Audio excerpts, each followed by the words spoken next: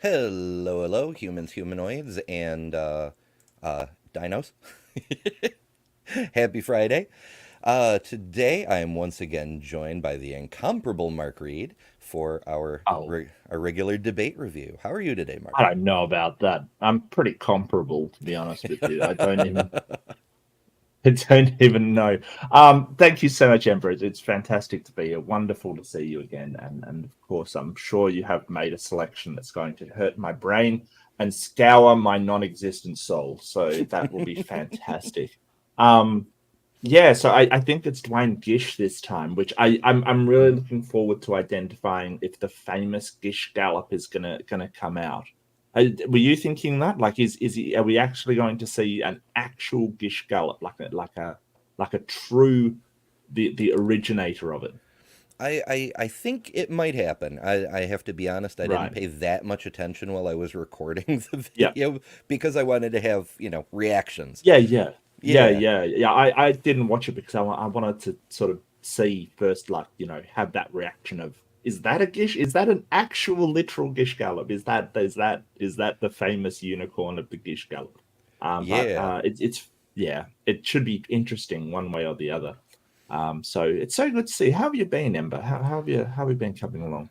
Oh, so all right, it's all right. A little bit tired. I'm Mm, because I'm doing a travel tomorrow. I have to be up at 6 a.m. So I've been like right. wrenching my sleep schedule over to try to be awake at the right time. So I'm a little bit jet lagged, and on top of that, I've been doing streams for like 11 days straight.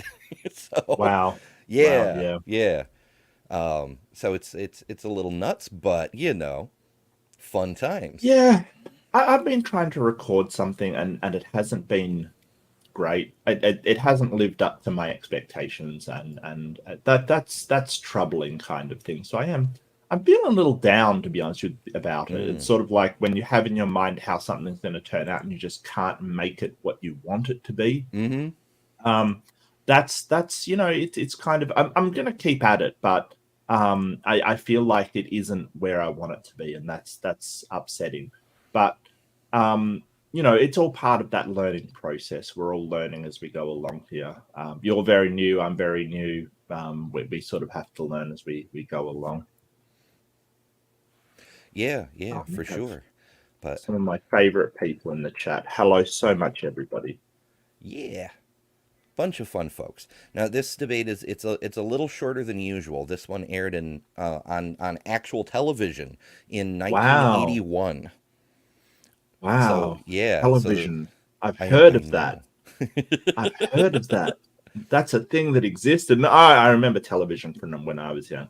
I have not watched aired television for, like, I can probably easily say 20 years or so easily. I you know I see it on you're waiting for a doctor or something, and Hmm. they have like aired television, and um to be honest with you, it kind of um it just annoys me. It's just so many ads and stuff, just Hmm. annoys the crap out of me. Like, that's all it does. Yeah, yeah, and unfortunately, well, fortunately or unfortunately, this was sponsored by whatever the hell Jerry Falwell was doing at the time. He's actually the well, timekeeper, I guess. He doesn't really moderate. He just tells people when their time is up. But I did cut out his intro because no one needs to see Jerry Falwell, and then they have all Mm. their buy my VHS tapes and whatnot at the end. So Buy we my don't need. DVDs, but before DVD. I Yes. wonder. I wonder if we can find Kent saying "buy my VHS tapes." I wonder if he was part of that era. I'm fairly sure he's been doing his grift for a while, so I would say so. Mm-hmm. Yeah, Oh, I'm first thing in the sure. morning, I got to wake up. I'm so sorry. I sort of like couldn't sleep last night, so I am a bit tired. So Mm. I do apologize. I have to shake the cobwebs out and start the brain rolling. Ah, Yep. it just, although it might be actually preferable to keep it shut down for this one. I'm not sure. It might Yeah. actually be better for my sanity. Yeah, it should. Although on the plus side, even though this is a shorter one, I think the actual program is something like 40 or 50 minutes.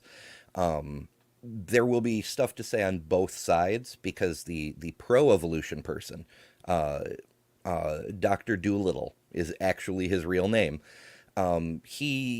He makes a few errors, so I think we'll have stuff to say on that Yeah, side yeah, too. yeah. Yeah. All I right. do want to be fair. I do want to, comment. I think Hitch, as much as I love him, he makes some sort of logical errors and appeals to emotion. I want to be Mm-hmm. fair and point that out. But his rhetoric and his sort of delivery is just amazing as well. So, yeah, absolutely. I did really enjoy doing that Turek one. It was sort of like Turek, he is overrated in my opinion. His arguments were pretty terrible, really bottom of the barrel. Um, Yeah, and sadly that's par for the course for him. I was actually discussing with Piao Meow Nawa. Someday I'll learn how to pronounce your name. But we were discussing how apologists, Turk is one of the worst in that his arguments are mm, just such crap. And in some yeah, ways, he winds up making more atheists than Christians. And the general flow of the discussion was that I don't actually think he cares about converting people to Christianity. He cares about selling his books to existing yeah, making Christians. money. Mm. Yeah, he's a parasite on the faith as well as the faithful. Wow, that's a scathing indictment there, Ember. I hope you keep that mindset for the review. Absolutely. Yeah. I do agree with you though. I do agree with you.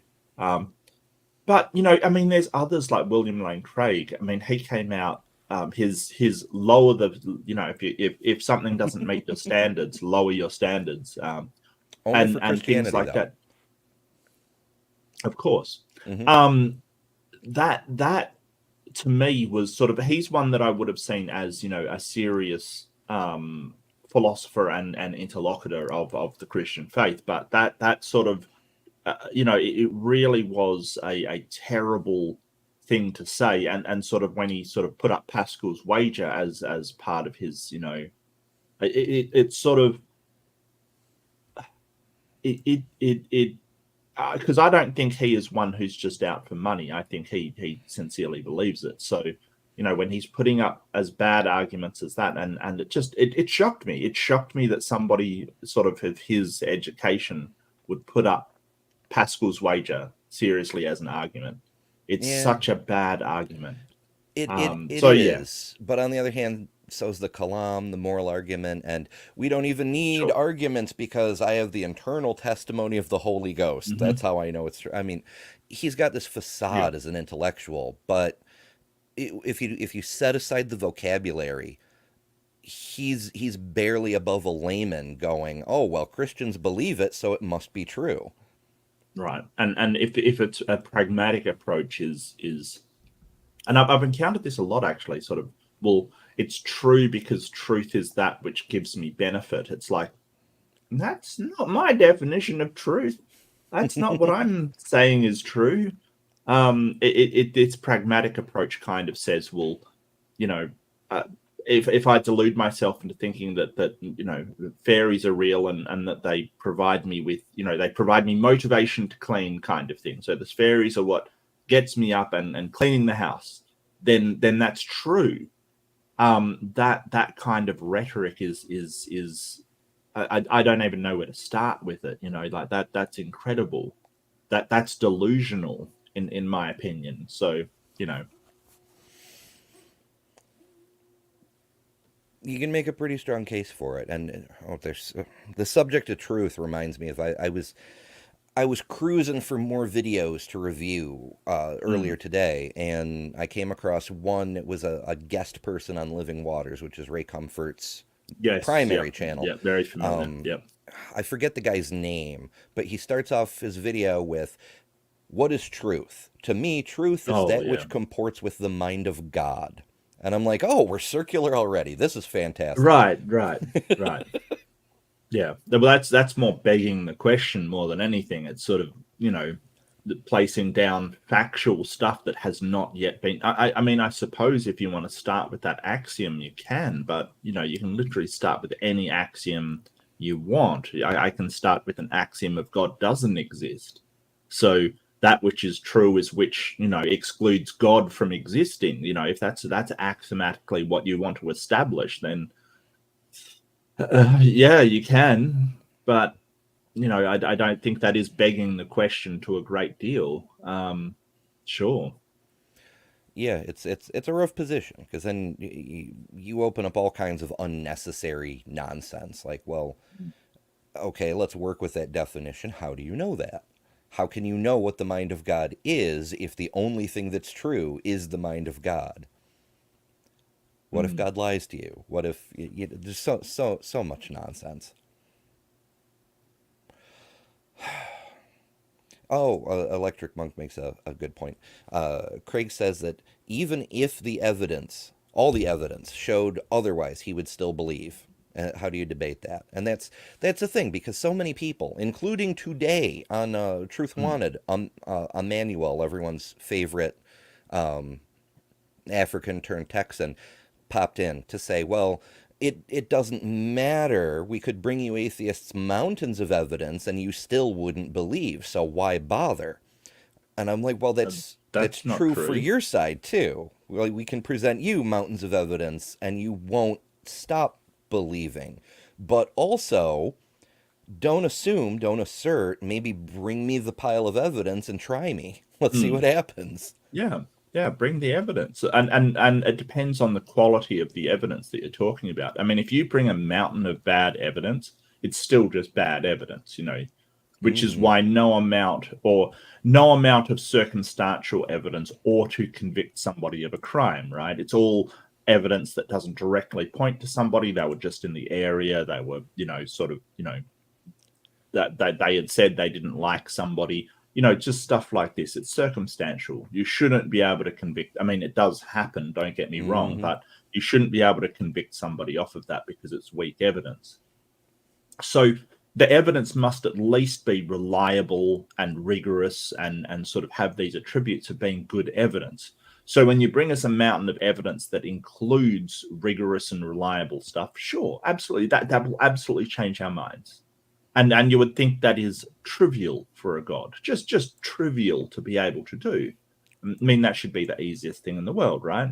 You would think. But you'd think with sort of having omnipotent powers, that should be a snap of the fingers. You know, they should be able to Thanos it up like in 1 second.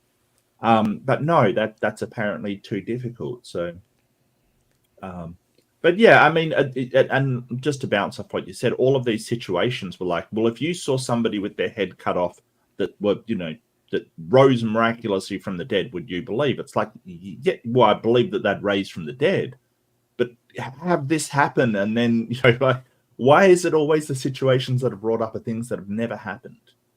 Why is that? Yeah, You know, yeah. Uh, um to the videos I was watching earlier, again, I mm, caught it was a clip of a debate between William Lane Craig and Ben Shapiro of all things, and Shapiro kind of came at Craig about that. He was like, "Okay, so." Craig said the resurrection of Jesus is what proves he was divine, and Ben, yeah, I hate to agree with Ben, but sometime, stop clock twice a day. yeah, Uh, yeah, he yeah, yeah, yeah. he says, well, how do you know Jesus was divine? I mean, after all, in the same story, Lazarus was also raised from the Right. dead. Maybe And he's so did a number divine. of saints. No, so did a number of saints. They all wandered around the city talking to people. Hmm. Hundreds of saints came out of their graves. As who said it? That yeah, Gwich'in said it, that, you know, raising from the dead was a trivial thing back then. You know, it was a Hmm. really banal occurrence because it happened all the time. Must have been interesting days. It's like And being inside a Marvel movie. Nobody stays yeah, dead. yeah. Well, actually, that's not true. That's not entirely true. Yeah, a couple of people Because stayed dead in Marvel yeah, movies. so Tony Stark stayed dead. Um, Black Widow stayed dead. Hmm. Original Gamora. I mean, they have another Gamora, but Yeah, she's I not don't in Lois count that. Lane. So yeah, yeah. Yeah. It's that's just exactly the same character. I refuse to believe anything else. I'm sorry, we're getting onto Marvel movies. I do like Marvel, I do. So maybe don't bring it up if you don't want to talk about it. Yeah, that's fair. Well, my worry is if we talk about Marvel too much, then Donnie from the other debate channel will show up. Yeah, but he's a DC boy, I think, from Really? memory. Yes, so Oh, huh. that's why he's got the Superman sort of logo on his thing, and Oh, I see. I yeah, see. I thought it was just yeah. I illusions of mean, grandeur, but no. He's just a DC fanboy, which is fine. Like I respect it. I respect it. And it gives us something to talk about before we do a debate kind of thing that won't get us into an argument kind of mhm. thing. So, which is always good to have. Um, Yeah. Alrighty. all Well, right. let's bring Yeah, up our I think we've distracted ourselves enough. We're terrible at this. yeah, We're yeah. really bad at this, Ember. Have you noticed that? We're really I terrible at this. I my good sir, I Yeah. I had Dr. Tapioca Weasel on last night for the time travel Yeah. discussion. I had a I thought it 28-minute video and we didn't even finish it. I am well, really bad at staying on look, topic. I'm not gonna blame you. I've got my own list of violations of time constraints on my channel. Look, I did catch some of that. I honestly I don't know if you I more thought it would be like how time travel could actually work in reality than what I saw, which was sort of how it doesn't work in reality, or the conspiracy theories of time travel kind of thing. Yeah, Um, yeah. There was a little bit of that later on. I was oh, hoping to use the yeah, videos I to suppose. spur discussion, which it did. Yeah. Oh, good. Yeah, because I once saw a thing on using making a time machine using a wormhole and sending one end Mhm. of it away at the speed of light and back to the speed of light, and you've got a working time machine. I thought that was a fascinating idea. Hmm. Um, and time travel movies, I love them so much. I really love when they're done Mhm. correctly. Um, Primer is a fantastic example of time travel that's done really well. I Um, actually just watched that today because it came up last night. So I right. found a place to stream it. I think I was probably multitasking too much though because I couldn't really follow. Oh, you can't. No, you Yeah. can't with that movie. It is so in depth and complicated that you have to really dissect it. Um, I loved Tenet is really good. I mean, it's not technically time travel, but it kind of is. If you haven't seen Tenet, I would highly recommend that. Just be warned, you will have no idea what's going on in the first half of the film, and it's best if you don't know what's going on in the first half of the film. Like it makes no sense whatsoever until everything suddenly comes together.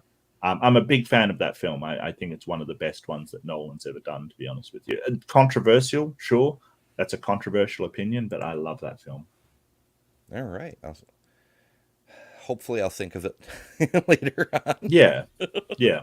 It's good. It's good. Yeah, Yeah, I'm so far behind on movies. As I've mentioned before, I usually only see whatever happens to be playing at the drive-in when yeah. I take the kids.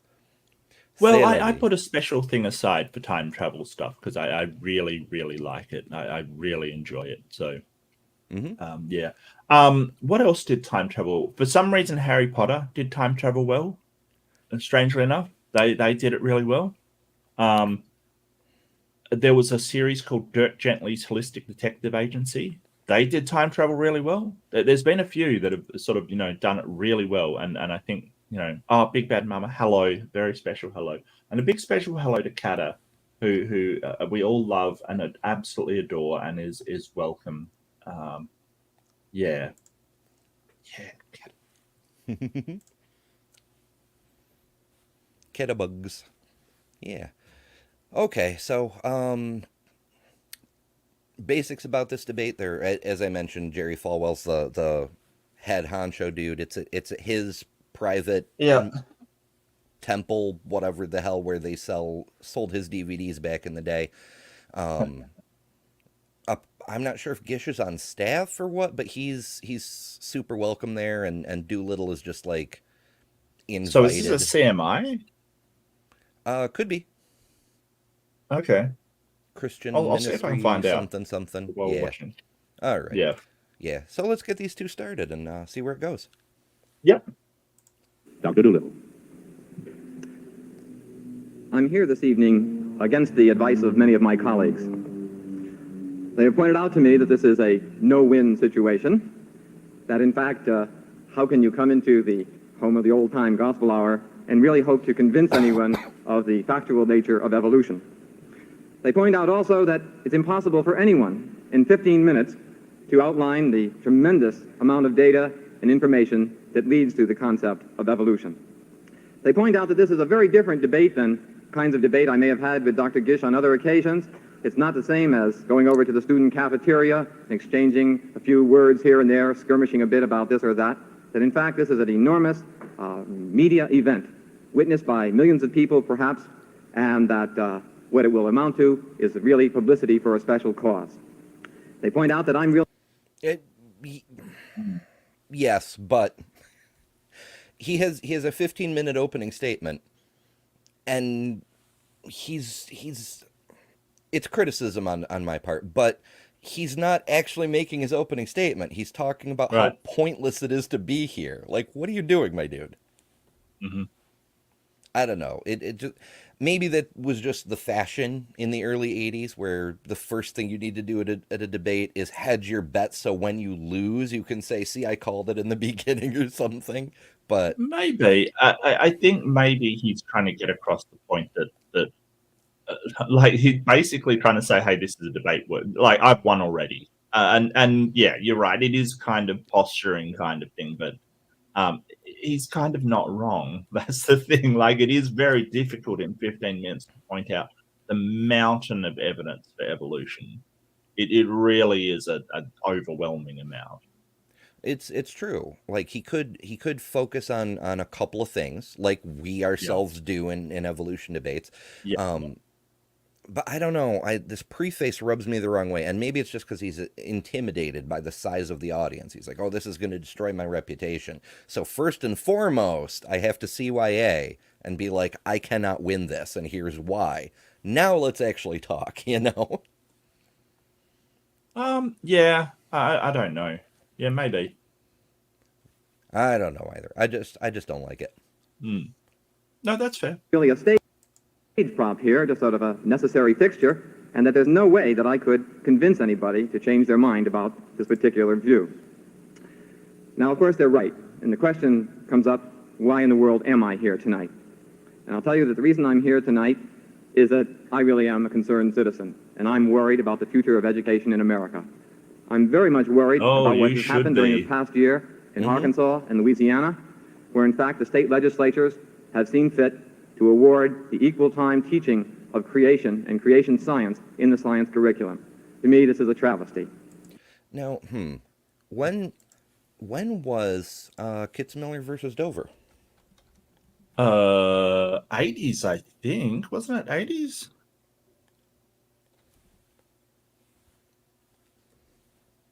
Oh, 2004. Really? Holy crap!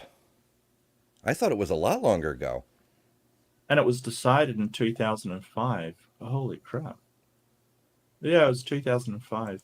Okay, so yeah. Wow. Doolittle's not wrong. It would be a long No, time he's not before this wrong. was actually decided. That's Wow. weird. Time travel.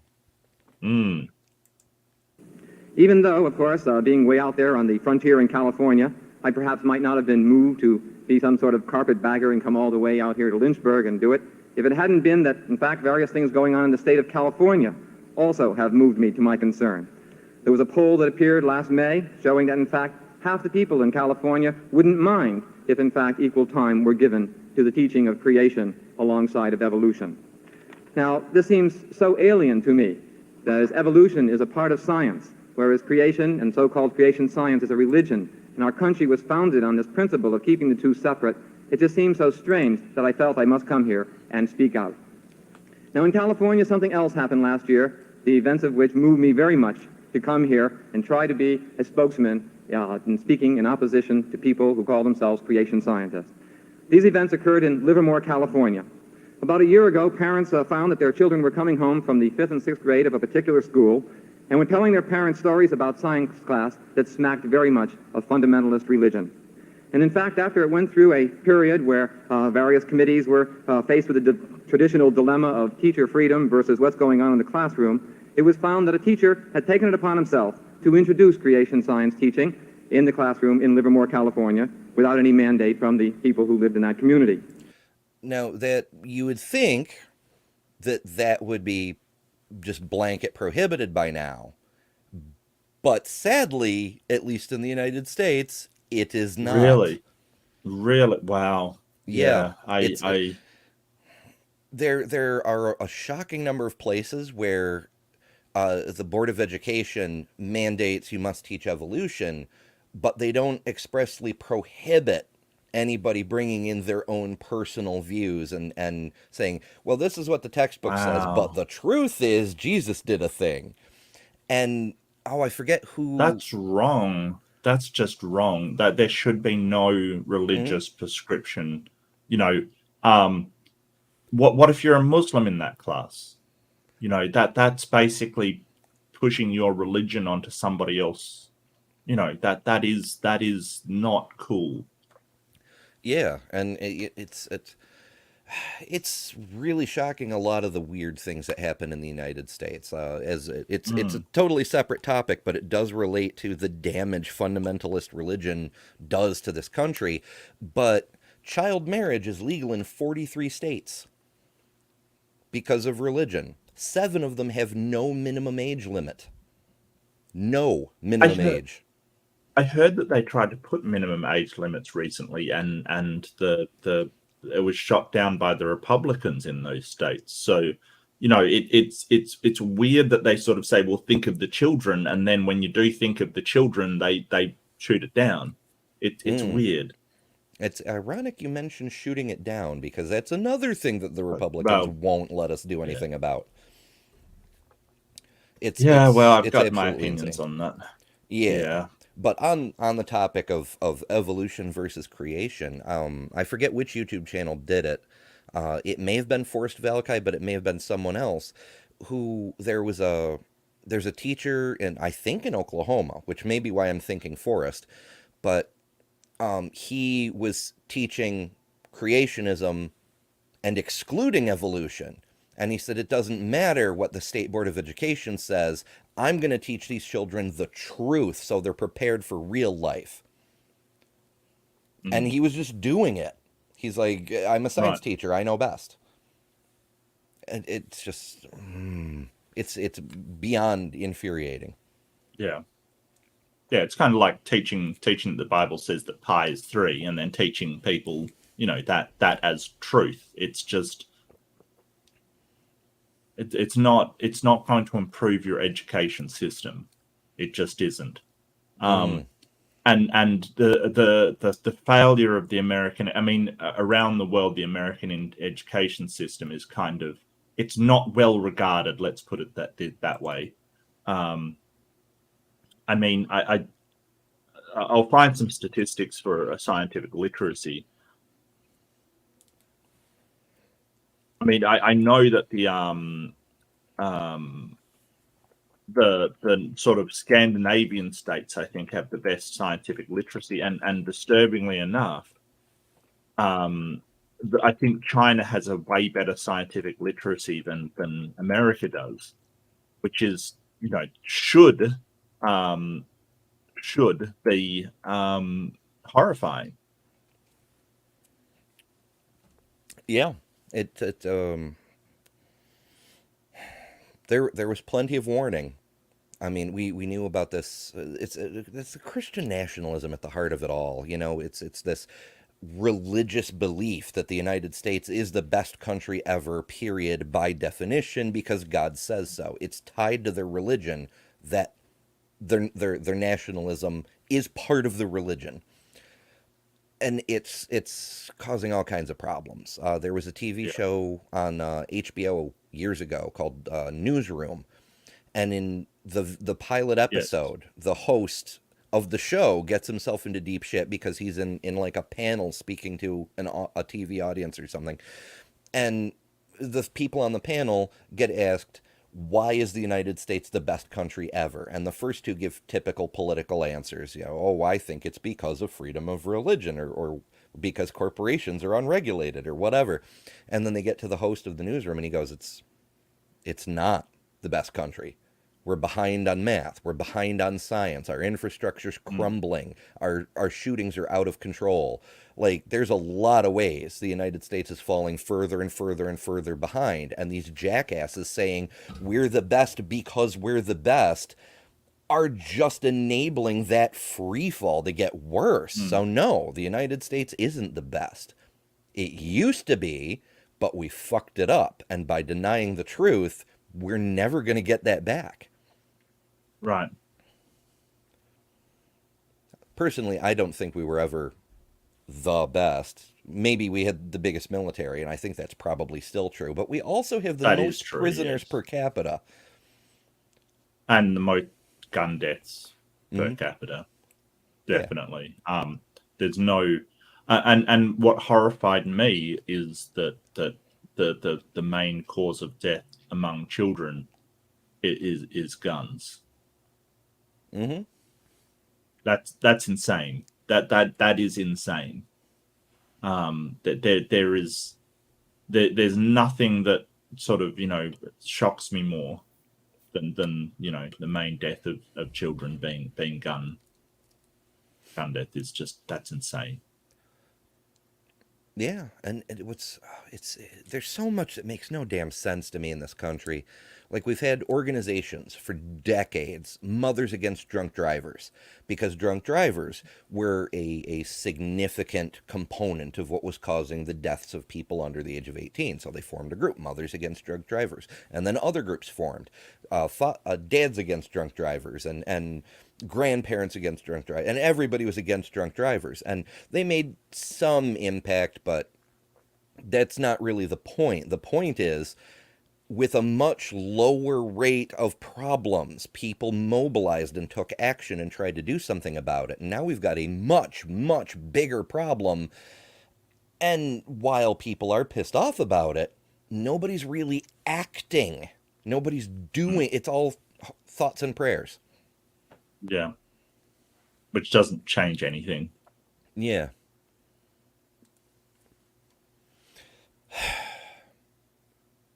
What are Australia's immigration laws like? Yeah, I've been asked this before. Pretty good actually, but yeah, yeah, it's yeah. They'd probably think I only wanted in for healthcare or something. I don't even know what your healthcare is compared to, like, say, Canada or the UK, but I mean, healthcare is another area where the United States is behind virtually every first world nation, so it has to be better than here. Ay, ay, ay. Oh well, enough of that. Let's hear more of what Doolittle has to say. In fact, when this committee went in and inspected, they found that it was a virtual propaganda campaign that was nothing short of indoctrination. They found that there were 8 different film strips with accompanying cassette audio. They had 8 different audio cassettes besides, 6 hardbound books, 24 paperback books, 8 pamphlets, 40 copies of 8 different newspapers, all bearing the creationist stamp. The overwhelming majority of these materials emanated from the Creation Press, when I got the name here someplace and got it wrong, but it's Dr. Gish's institution. It is the Creation Life Publishers that are an arm of Christian Heritage College, the home base of the Institute of Creation Research. Some of these materials contain such statements as, evolution is the best tool Satan has to destroy the minds of young people. There were... I kind of love that line. But yeah, they were super overt, and that's classroom material. However, that's not the topic of the debate. Right. Like, Doolittle's not wrong, but the creationists acting with impropriety, or the schools in question behaving improperly by bringing the creationist material in, has nothing to do with whether creation or evolution is true. Correct, yes. It could be entirely untrue, and it could be creationism could be entirely true, and Yeah, it's got nothing to do with whether it's true or not. The fact that they pushed it so hard. I think he's trying to sort of say, hey, if it was true, they wouldn't have to, sort of make all these pamphlets and sort of, try and convince people. But that isn't that's sort of a non sequitur. That doesn't one thing doesn't follow the other. Yeah, absolutely. And we've got a super chat from Dr. Dino, who we often see here, there, Oh, everywhere, Creation Science Theater on Mondays, things like that. Um, Doc says, Mark, please send emus, one of those, emus. to save Iowa. We need it. Yeah, for some reason Americans pronounce it emus, and it's emus. So think of like sort of Mewtwo kind of thing. Emu is how we pronounce it. But you can have all the emus you want. Look, you can have all of them, Doc Dino. You can have every single one. They are the devil. They are the devil's chicken, and I won't hear any different. Well, I mean, I'm only speculating here, but it seems to me that since we know emus are immune to gunfire, they may be the Right. only thing that can save us from the That's freaking. true. Yeah, that's true. Maybe you can develop the dodging ability from the emus for the children, so to help them survive in school. That's a really dark thought. That's Oof. really dark. I'm sorry. That's depressing. Look, Rembrandt sort of pointed out David Wood. Now, I find David Wood fascinating. And he dropped a video about his poor son dying, and all condolences to David Wood. But I don't think he needs it because the man is a sociopath, and I'm not saying that in a derogatory way. Sociopaths can fit into society, and he seems to do just fine. And I'm not sort of saying that, but he doesn't feel empathy for other people, um, or really why he would be upset over certain things. And um, I find it fascinating. I find it absolutely fascinating because he sort of uses this claim that sort of Jesus helped him because he became a Christian and therefore, sort of stopped him from being a sociopath. But I don't think it has. I think he's still a sociopath. I think he just, I don't know. I find him fascinating. He wasn't crying and whining, Rembrandt, honestly, mate. I think that's a bit of a. He wasn't crying. He was basically saying that you can't make him cry, and you can't make him cry because he's a sociopath. He doesn't have that sense of, oh, my son died, that's horrible kind of thing. He's not really upset by it as you or I would be. That's the fascinating thing about it. He Mm-hmm. understands that people, if he says, hey, people were mean to me about the death of my son, that he will get something from it, that he will get sympathy from other people. He understands that. He doesn't feel like you or I would over that, which is just fascinating because he doesn't have a sense of empathy.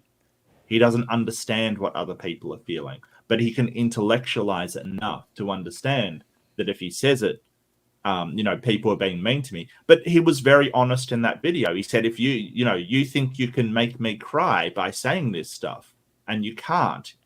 Like if you could get, I think he said, if you could get a tear out of these icy eyes, you would change sides. He's right. Somebody who's a sociopath won't feel upset at you saying that about his dead son. He won't. It's fascinating to me. Fascinating. Yeah. Psychopathy, I believe, was Mm. it's a related subject. There was a scientist trying to study it, figured out like a Yeah. brainwave pattern test or something, and then did tests on a whole bunch of volunteers, including himself, and was shocked to discover he himself was a psychopath. But he'd Well, been that's functioning. psychopathy. Yeah, he Yeah. was a psychopath, not a sociopath. They are sort of different kind of Hmm. thing. Um, that they present similarly, but they definitely are different. The sociopath is the more dangerous one usually, but that's not to say that all sociopaths are dangerous or all sociopaths are bad. They just don't feel empathy like you or I would, but they don't say, "Hey, I understand why that makes you feel upset." If someone was sort of hassling you and you felt upset, Amber, I would be aware of it, right? I would say, hey, I can understand. A sociopath literally wouldn't understand why you're upset. Literally wouldn't. And have no idea, which is fascinating. Yeah, it's just a different form of brain function. But Yeah. Oh, on our other Rembrandt. tangent, Yeah, sorry, Rembrandt. One last thing. The good question you should be asking is, why did he whine? Because he, as a sociopath, he doesn't care, right? So the good question is, why did he whine? Because his feelings aren't hurt. So why did he do that is the good question. Sorry, and I'll leave it there. I think that's fascinating. I should do something on it. I should do a thing on it. Yeah, probably, yeah. So probably a few reasons, not least which standing is it probably does make him money, sure. Sorry, me and Rembrandt, we're just off on a tangent ourselves. Bye, Ember. I'm off to talk tangents about among David. tangents. It happens. Yeah. All right, sorry. Back to the thing. I'm so sorry. This one's my fault. You can lay this one definitely on my. That's all right. Head. I was preparing another on the thing about how we need the emus to learn how to dodge bullets and things. It reminded me of some legislative action that has been taken, and this now infamous cartoon about how having the 10 Commandments in the classroom is absolutely useful. To be fair, a statue of Baphomet could do exactly the same job, maybe even better, because the statue of Baphomet is usually pictured with children, so that would be a sort of dummy target that they could aim for. So, yeah, for sure. We should build all the monuments. In fact, we should build a wall around the school. Right, it's the only way to be sure. Ugh. Ay. I tells you. Many of them, and in fact, I thought about this debate tonight. I thought the best way for me to make my point, not necessarily with the people here in Lynchburg, but with the heart of America that I hope will have some sense about this, is to read from these materials to show what you're getting into if you want to follow Mr. Falwell's advice about putting creation science into the curriculum. Most of these materials were authored by Drs. Gish, Drs. Morris, Mr. Parker, and Bliss, and I'd like to use them now to just tell you what it was that so upset me. I'm going to start with one particular one called Dry Bones, probably familiar to many of you in the audience.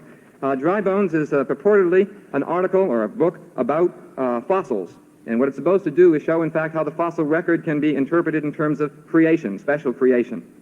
This book is in the form of a dialogue between a father and his two young children, David and Diane, and its message is to explain how the fossils are just a natural result of the great Noah flood, Noah and his ark, all about 3,000 years ago or several thousand years ago. Yeah, this video is so old that the flood was only 3,000 years ago. Yeah. But it's interesting that they're effectively still making the same arguments. Like, I haven't heard of this book, but we have heard virtually every creationist at some point make the case that the fossils are all the result of Noah's flood. They haven't come up with anything better in 42 years.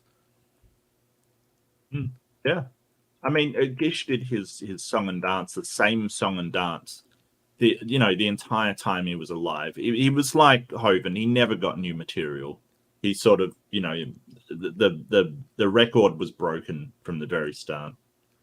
And also, I should point out, I kind of want to speed this up because they're talking Doolittle's talking kind of slowly, but I already sped it up when I recorded it. It's an hour-long debate, and we've only got 40 minutes of video, so I'm hesitant to speed it up more.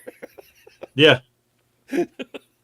Like they were really what's the word, laconic, when you just kind of, I have to tell you how I feel about this very important matter.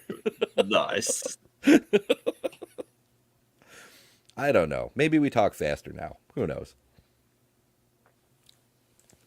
Let me just read you a few passages. Laconic means using very, very, it's very terse kind of thing. Like you use very little words to say a lot kind of thing. Okay. So that is the right term. No. Yeah. Lackadaisical, maybe. I'm not sure what word you're looking for there. Yeah, something about very slow, taking your time, really relishing the sound of your own voice in no great Oh, hurry. Yeah, um, um, magnanimous. Is that the word I'm nah. looking for? Can't remember the word. Sort of, yeah. Yeah, it's in there somewhere. It'll pop out in 4 or 5 days. Check back with me Yeah. next week, and it'll just pop out. So talking slowly with grandeur kind of thing, you know. Yeah, like ambling speech, sort of. I don't know. It's not Mm. super important. It's just an adjective. Diane has just inquired about a fossil snail that David had found, and her father has just explained that it was drowned when Noah's flood covered the earth. I'm going to start with a further father talking here. He says, here's another picture of another extinct creature, Diane. Do you know what it is? She says, of course, it's a dinosaur. Did dinosaurs live when Noah lived, Dad? And that's what I think, he says. The way it looks, dinosaurs were drowned in the flood, too. Besides, what did we see on our camping trip last summer? Do you remember the Paluxy River near Glen Rose, Texas? Oh, yes, we saw Oh footprints no. of man and dinosaur together. I guess man and dinosaur had to live together. Oh If they could make no. Oh, that's a thing, Wow. isn't it? And they're still using it. That's the crazy thing. Yeah, that's oh shoot, what's the name? There's another kind. It's a creation science museum, but it's not called Creation Science Museum. Like right up the road from there. Oh really? Shoot, maybe Doc Dino knows what the hell the site is called, but they've got footprints in the river basin rock thing next to the shore, and there's footprints that look roughly elongated, triangular shaped, and they're like, oh, those are clearly human footprints, and they're the same squish as the dino footprints, so humans and dinos were at the same time. Makes total sense. Wow. That's yeah, no, it's just a collapsed dinosaur footprint. That's all it is. That's all it is. Yeah, there's a few sites like that, but I remember that site in specific coming up in the last few months, but the exact details are like that adjective, just not coming to me. Apparently it's the Creation Evidence Museum. Aha. Creation's Evidence Museum of Texas, apparently. That's Yep, there's a few. Again, I don't know about this country sometimes. footprints at the same time. Now, in fact, folks, I have to just tell you that the Paluxy human footprints with dinosaur footprints ranks among the greatest frauds of our time. The locals down in Texas simply carve them in among the dinosaur tracks to sell to the tourists. Oh, that's even better. The site I was thinking of, there's actual prints. They're not human. It's one of those. It looks like a maple leaf kind of situations. yeah. Yeah. But yeah, if they're just downright faking the footprints, then Mm-hmm. awesome, lying for Jesus. Now, the thing that is most astounding to me is that, in fact, the creationists well know this, and on occasion they will even admit it, even in print once or twice. But there is Jai Bones still out there in the classroom, and it even recommends a film down the bottom here, Footprints in Stone, that follows the same line, available from the Films for Christ. Let me continue. I want to go on with the dinosaur business here. I want to check the inventory of the films for Christ. Because I'm thinking of that movie that we did successfully manage to review, Does Jesus Live in Your Home? And I'm like, oh, maybe there's more. Apparently it's on christiananswers.net.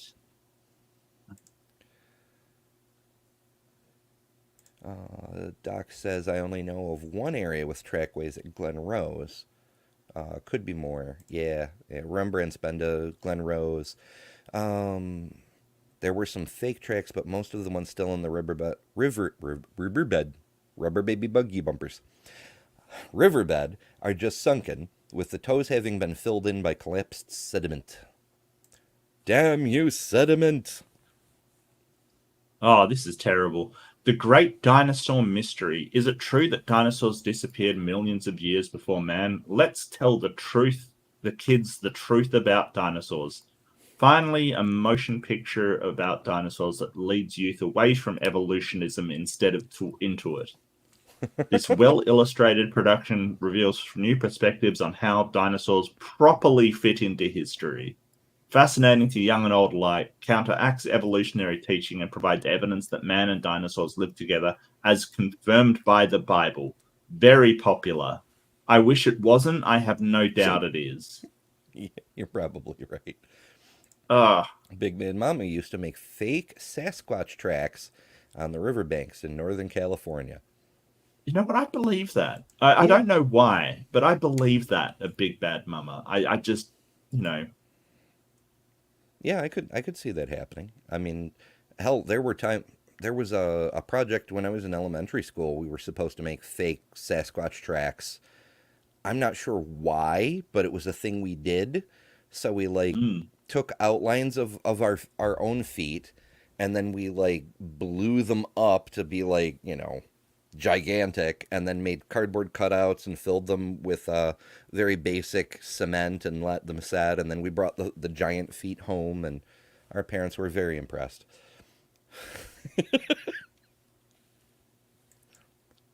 By the way, Dad, if dinosaurs were alive when the flood came, did Noah have to take them in the ark? He surely did. God told Noah to take at least one pair of all the dry land animals.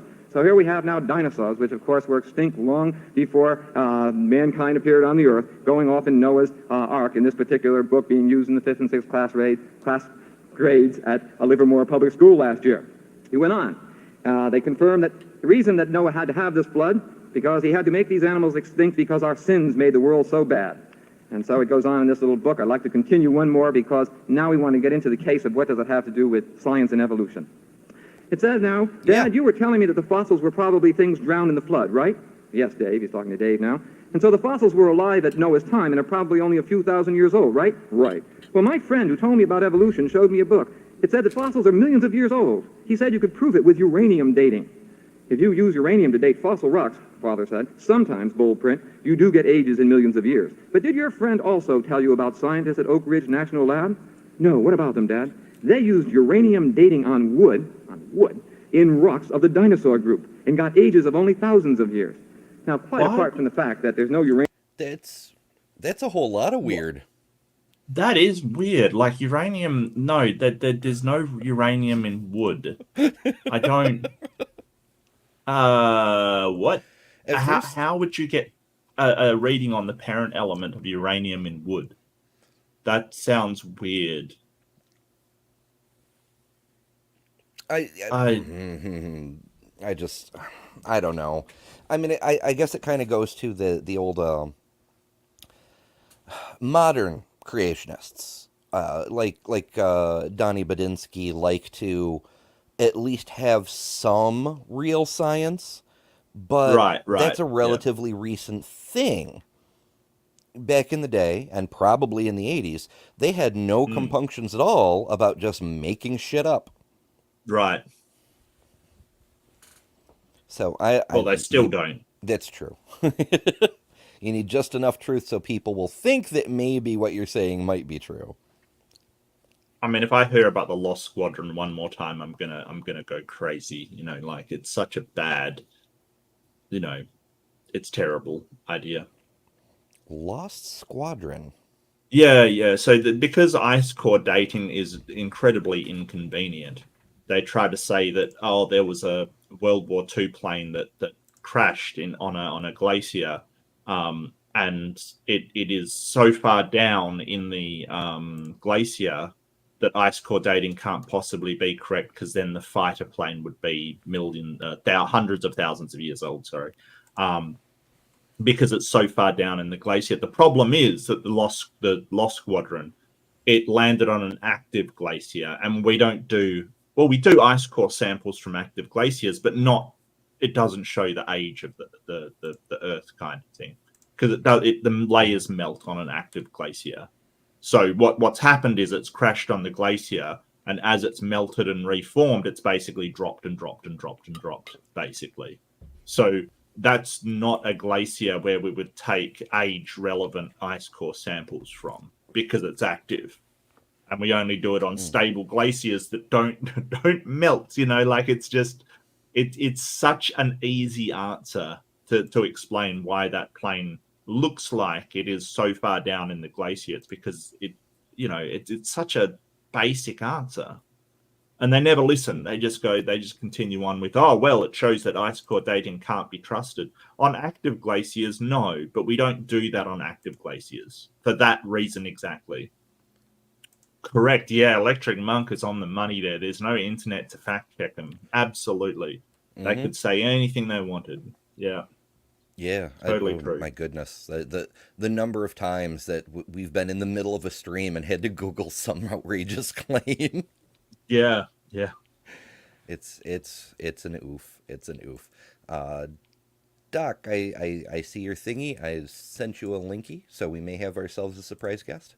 We may have a dino. Yeah, because dunking on creationists is one of Doc's favorite things. Hello, Doc. Hi, Doc. Howdy. How's it going? Oh, Yeah, good, mate. Yourself? Not terrible. Ha! I do have the right banner. Hooray! I was just kind of listening to you guys, and I thought, you know what? I could use an excuse to yell at idiots tonight. Well, so how's the place? How's the uranium and wood going, Doc Dino? Have you done many analysis of the age of the Earth from the uranium in wood? I sure have, especially in all those polystrap fossils.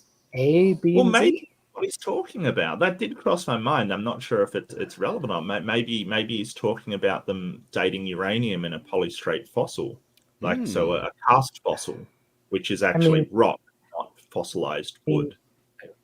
Only if they can't tell what a volcanic dike is, which, they could, because they probably think that's got something to do with the LGBT community. Yeah. The immediate thought that came to mind was, I dated a volcanic dike once. Oh, okay. For anyone who's curious, a volcanic dike is just an upwards protrusion of magma that's been solidified. Yeah, and that fills in the cavities left by trees, and it can create. They can also just squeeze into holes in rock. If you've ever heard of Devil's Tower, it's basically a gigantic dike. Isn't that the one on Close Encounters? Yes. Maybe. Yeah. Yep. It features on that. Yeah. That he makes out of clay and has a vision about. Yeah. Please tell me I'm talking about the right thing. Yeah, it's like Close Encounters of the Fourth Kind or something. You've never seen Close Encounters? I suppose you're too young to see Close Encounters, right? Good film. It's Spielberg. It's definitely a good film. Yeah, that's the one. I don't doubt that it's good. It's just never seen it. Can't see it is a little old. A little old? It's very old. It's still good though. I was raised on a lot of older movies. It wasn't one of the ones I was shown. But my family wasn't too into alien movies for some reason. Oh, can't imagine why. Sounds pretty suspicious. Oh. Maybe they were hiding something. I'm sure that'd be a plot twist. The Scientologists were right all along. I'd be so mad. If they were the right. Dinosaurs or aliens? Is that what they'd be right about? Or sorry, am I missing? No, they've got sort of an interstellar overlord bombed aliens, and that's what causes bad feelings. They've got this really, really weird and nutty kind of alien-based thing. I get you. Well, we better get going because we're an hour in, and it's like we've only got 6 minutes through this thing. So that's one of our worst times, I think, to date. Yeah. We're please! You should have been there for the last theater. It was bad. Yeah, that's the one. Yeah. Yeah, I'll just be here in the background, occasionally shouting if they say something too stupid. That's good. You You chime in whenever you want. Yeah, not a problem. That's all good. I'll just be playing a bit of WoW. Oh. Gone back to I WoW. I've got in done the my mood to time play in it WoW. for some reason. Yeah, cool. I've done my time in WoW. I did my time. I'm not. My morp's sort of nah. Too much time investment. Yeah. Oh yeah, it is. It is great for prairie dogs. I found a few while I was there, but yeah, let's. Mhm. Now my brain's squirreling all over the place. So let's just continue. Uranium and wood, I'd like to know what those Oak Ridge scientists had in mind. I'd like you Oak Ridge people to write in and tell me, come clean now. How is it that, in fact, you think those dinosaur prints are only a few thousand years old? That's hokum. I think that the only thing that we can ever say is that any implication that dinosaurs lived a few thousand years ago is sheer gobbledygook. Now, going on to read one last passage here, since I think it really makes my case. I guess uranium isn't proof after all, is it? I don't think it is, Dad says. But don't just take my word for it, David. You read what the Bible says. Study science for yourself when you get older. I want to know what you think for your own good reasons. You know, Dad, I was just thinking, if there isn't really any proof of evolution, why do people believe it? Like that Dr. Doolittle fellow. Not because of the fossils, Dad says, that's for sure. The fossils go along with creation. But I can tell you why I once believed in evolution. And now, capital letters, you believed in evolution. Dad. Yes, I did, David. Boy, this is like a confession of St. Augustine here. I even taught it in college for 7 years. Really? Why did you believe in evolution, Dad? I thought, bold print, I believed it because of all the evidence. I really believed it because I didn't believe in God. I'd like to read that passage again, because as far as I'm concerned, that's why we're here tonight, and that's what this debate is all about. Well, now he's finally starting to get on point. But as we've all mentioned before, the majority of people who believe in evolution are theists. Mm-hmm. These are not mutually exclusive things. They're Also, only prairie mutually dogs. exclusive if you force them to be. I got to get back to Devil's Tower. I missed it on my last trip out west because, when was it? April? Yeah, end of April. I had a week. I had to get out to Vegas for a photo shoot, and I was actually getting paid to go do destination photography at the time.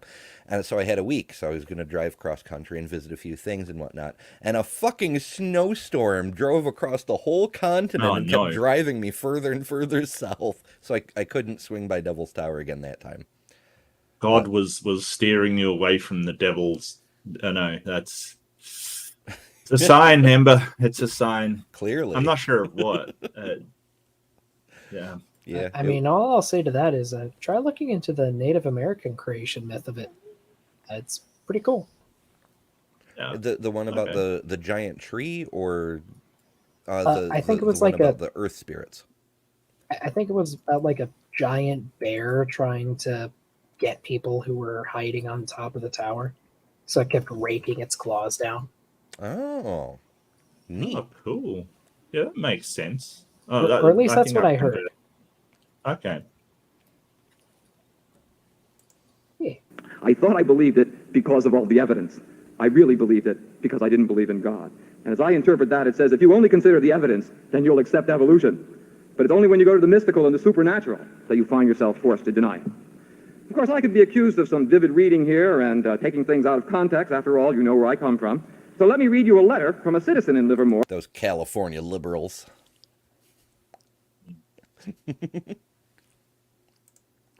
It happens to be an open letter. It's from Dr. Edward Teller. Dr. Edward Teller is a famous atomic physicist, father of the you-know-what, and not usually known as a reflex liberal, and I'd like to read a few lines. He wrote about dry bones after he saw it. He said, dry bones, whose use in the public schools in Livermore, etc., dinosaurs are seen lying restfully in Noah's Ark. He says, as a fantasy, this is charming, and many a child will love to see it, but it is not presented as a fairy tale. The book advocates the strict literal interpretation of biblical creation. It misrepresents science, Darwinism, and the modern method of establishing dates of past events using radioactive substances, though this method has been proven beyond a shadow of a doubt. That's an open letter from Dr. Edward Teller. Now, there were Random side note, but I enjoy that we had established radiometric dating beyond a shadow of a doubt 42 years ago. Yeah. And there's still wingnuts who argue with us about it. Yes. Yeah, and it really, it's lovely when they can't even tell you how it works most of the time. Mm. Oh, they've got no idea. They've got no idea. Like they think that sort of you don't know how much parent element is there, and you know, sort of all of these myths kind of thing. Like zirconians just blow that out of the water, and they'll find like we saw that video. I think it was the review that we did with Doc Dino that a guy basically said, "Oh, we did this carbon dating on this really old material and it only came out to be 55,000 years old." And it's like, Yeah. dating on something that's real, it has a maximum date of 55. Like you're not going to find anything older than that. That like, and that was a doctor of geology. Yep. PhD. Harvard PhD. Harvard educated PhD creationist doesn't know that the carbon dating can only go out to sort of has a maximum range. Well, I think he knows, but he's dishonestly posing it a certain way to make it seem Maybe, like it's untrustworthy. Yeah, sorry. Semi-professional opinion here. Yeah, he's lying out his ass to make money. As one does. Unfortunately. Yeah. Oh, well. On we go. There were many, many other things in this science classroom that were extraordinary. There was one about learning about the sun. So there's a film strip. I have the strip that goes with the film strip with me. It says, "I'm the sun, 93 million miles away from you folks down there. My intelligent creator designed me to make a lot of different things happen from way up here." This is in the 5th and 6th grade classroom, Livermore, California, fall 1980. Another one down here. "Did you notice your Earth is tilted at 23.5 degrees? Our creator did this on purpose." It goes on. This mentions creator over and over and over again during this and sets the whole solar system as though an intelligent creator system had just gone out and done it in one day. All right. There were many, many more. No, it took 6 days. It took 6 days. Well, I mean, the planets, the heavens were created in one day. You know, the Earth was different. That was special. Mm-hmm. That was a special one. Had to do that specially. Yeah. Because we're special. We're very special. 23.5 degrees of special. Never mind that the axis wobbles a little. No. It's whatever. There's the handy-dandy evolution refuter. I have a checkout list showing that many children were taking that one out. Dry Bones and others going along. Dinosaurs, Those Terrible Lizards by Dr. Gish. Many others. And now that I've told you why I'm here, now I'm going to move into what I consider to be the strong evidence for evolution. But all of that was to say that I'm concerned when materials of that sort are introduced in classroom in what nothing short of a blitzkrieg to put one narrow point of view before people. So he has made some valid points. However, he says he's now going to get into the evidence for evolution. Assuming I recorded this at 1.25 times speed, he's now almost 13 minutes into his 15-minute opening, and he's just now getting to make his case. Yeah, I mean, depending on how he spins it, he could make it work, but I feel like he should have put forth a bit more evidence already. Like, laid it out through. I guess for him, he's made it clear that his priority isn't so much winning this debate, it's making it clear why this issue matters, and the debate itself is secondary. But I don't know. I just work here. With that, I'd like to start my own little slideshow here and quickly go through some of the evidence that I feel most favors a natural evolution of all life on this Earth. Now, if I may see the first slide, I think it's going to all the evidence on my left. It shows that, first of all, that there are many, many different fields that contribute to evolution. I'm only going to stress a few this evening, but they cover every aspect of science can be brought to bear, and it's all self-consistent. That's where its major strength comes, that everything adds up for everything else. And furthermore, it not only has to do with life on this Earth, we could bring in astronomy to this picture, and on my second slide, I'll show you a picture of the galaxy Andromeda. This galaxy is, in fact, 2 million light years away. We ourselves are in a similar galaxy, the Milky Way, stretching so far across that it takes light almost 100,000 years to get from one side of our galaxy to another. Well, any place, I would contend, that life occurs in either of those galaxies or any other one, is going to evolve in the same way that we've seen it evolve here on this Earth. The next slide is just going to hurriedly introduce a little roughage, you might say, for the talk to show you that, in fact, there are a lot of molecules that occur out there in interstellar space besides the stars. I'd like to especially emphasize that many molecules made up of the small atoms, carbon, hydrogen, nitrogen, and oxygen, the kind of which living things are made, occur out there in open space, including things like ammonia and water. There's one up there on the list in particular, HCN, that's hydrogen cyanide, very key molecule for life, and I'm going to... I appreciate that he's playing to his own expertise, but I think he could have gone a different direction, because getting down into the nitty-gritty of molecular science, he's apt to lose the audience, I think. Well, Dwayne Gish, he's a biochemist, so he might not be sort of he might be leaning towards Gish's speciality here. And what's more horrifying is that Dwayne Gish was the professor of biochemistry at Berkeley, so that is absolutely horrifying. Yes, that he believes in creation instead of evolution.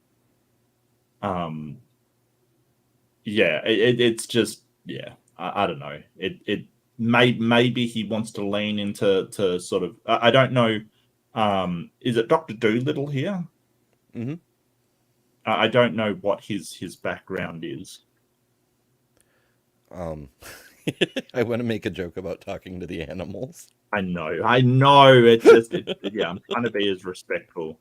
He's an evolutionary biologist. I don't know. I don't know. It feels like it's in my brain somewhere, but it's not coming out. My brain's just full of traps today. Yeah, it's all right. It's all right. As Beans would say to that, oh my. He's a as well.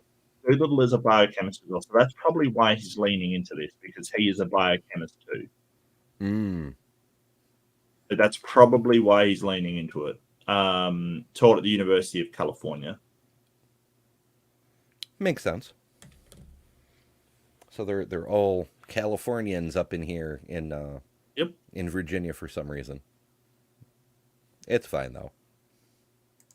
I'm going to come back to that in a few minutes. But it's on the next slide now that I want to just stay and dote for a while. This gives some ages. And I think that here is one of the two fundamental things I'm going to try to emphasize during the course of my short talk here. One is how old the universe is and the Earth.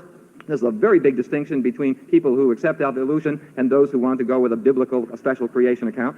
Now that's another good point. You don't even have to accept evolution to not accept creationism. You can come at it from a whole bunch of different sciences. Cool. Yeah, like as he's touching on astrophysics, we can see that the universe is older than the Bible says it should be, by a lot. Yeah. That's one. And second, what's it? Among tons of other things, Yes, and they all line up with one another. So the ice core samples, the way that they melt and sort of show the layers lines up with our understanding of astrophysics and how the Earth's precession works. It's actually incredible that sort of the changes in temperature are directly aligned to the various precessions and sort of tilting and wobbling that the Earth does around the sun. It's actually amazing how much it lines up. It's incredible.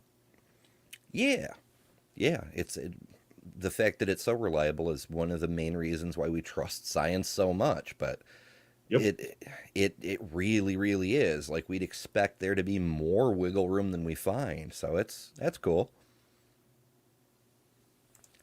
Secondly, after that, I'm going to switch to the man-ape-like ancestry business, taking the two most important ones here and cutting out all the in-between stuff, even though that's an enormous amount. All right, well, according to the principles that I accept, our universe is something of the order of 15 billion years old. There are a number of ways of estimating this age, having to do with how big the universe is and how fast it's expanding and so on. But I want to go quickly now to the Earth. The Earth should be in here on this list at something of the order of 4.6 times 10 to the 9th, that is to say 4.6 billion years old. I think that almost all scientists agree that that's its age. And I want to tell you how they know that. They got it first by radio dating meteorites.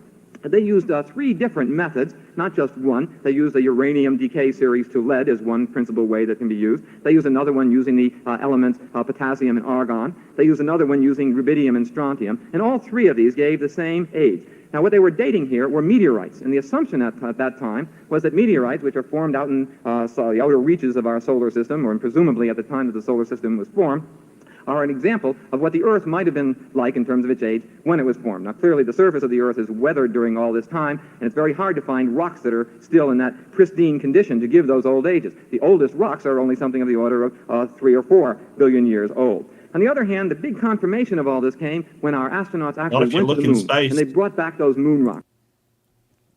Not if you look in space or the moon. You get old rocks. That's funny, isn't it? Where there's no erosion and nothing to wear them down and nothing to affect them. You do get maximum ages, yeah. Who would so meteorites. Yeah, it's very, very nifty. Mm-hmm.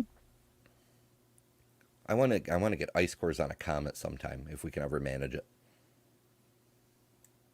Why would they be freezing, and why would they make like layers?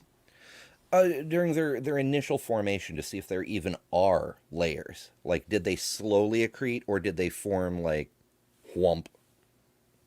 You know, just to learn about. Okay. Yeah, I mean, it'd be fascinating. Absolutely, it'd be fascinating. Yeah. We wouldn't get the layering effect like we would on Earth, because that's caused by the cycles of heating and cooling. I mean, what's the opposite of sublimation? So a gas to a solid. Can that happen to comets? No, that's is it just freezing? Sort of. You can have loose atoms, which their phase doesn't really matter if it's just one of them, but if you sublimate a solid and it becomes a particle, it would kind of freeze, but it has to condense in order to do that. Like, to be ice, it has to have multiple molecules together. So you need something to condense on, even if it's other water molecules. But yeah, that's exactly what happens on Mars, right? The southern polar ice cap is mostly water ice, and when it's southern summer, the ice cap sublimates, because that's Mars. It doesn't have the pressure to maintain liquid water. And then when it precipitates, it comes down as like a molecular ice kind of thing, and then rebuilds the ice cap. So it's like a water cycle, but without the liquid water part. It's very interesting. Neat. I was just curious if something like that could be a part of comet ice formation, or resolidific, like the tail being reabsorbed into the comet or anything like that. I suppose it could, but I think it'd more likely happen sort of like asteroid accretion.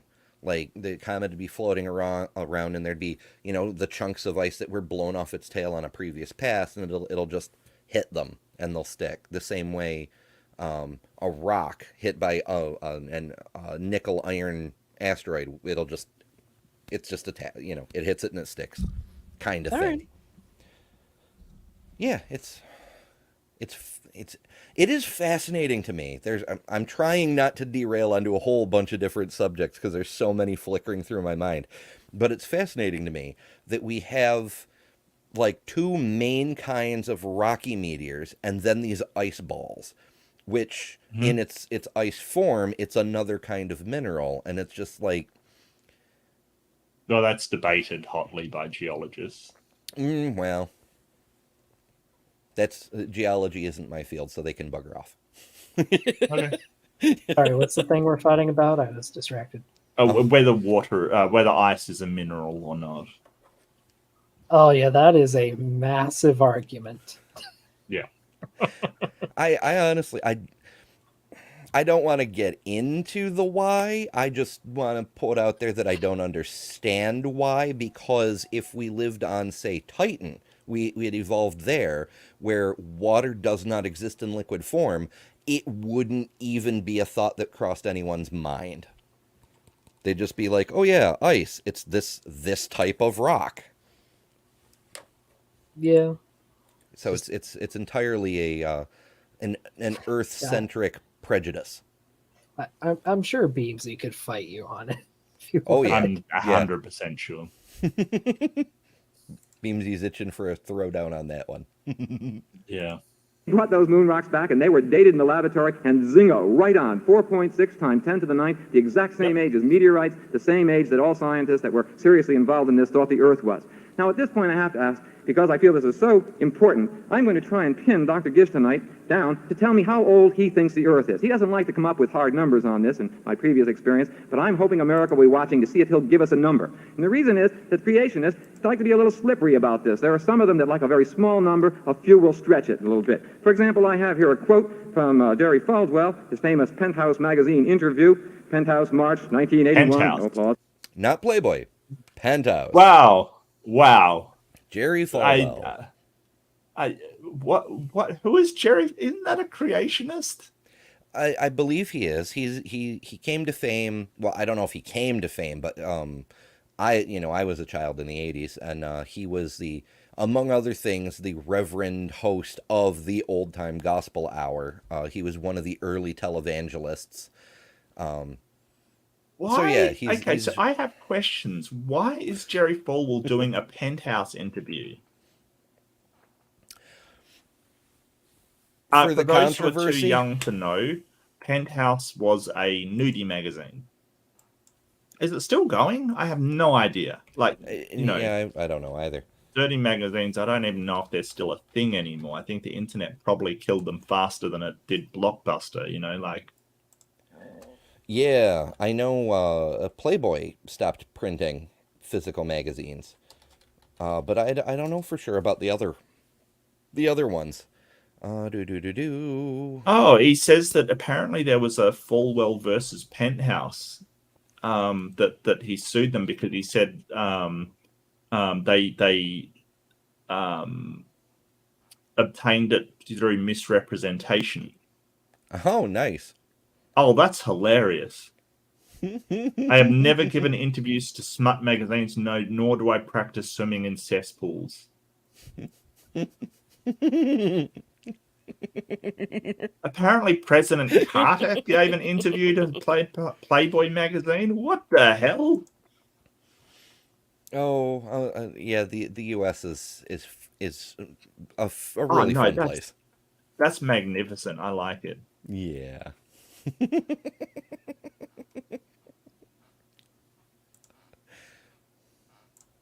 Page 151, Falwell said, "In the beginning, God created the heaven and the earth. If you read the first 3 chapters of Genesis carefully, there's a very clear, unlimited time span there. It could have been millions of years. Could have been hundreds of millions of years.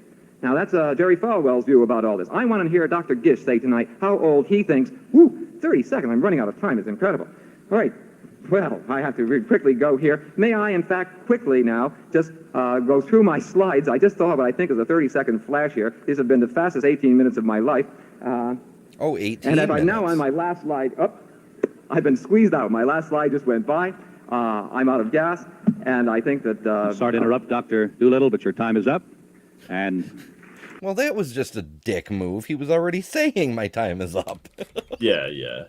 That's okay. I mean, but you're right. He should have. He had all of this material. He probably shouldn't have bitched for the first, at least 8 minutes or so, half of his time, on how he shouldn't be doing this debate. Mm-hmm. Yep, he wasted.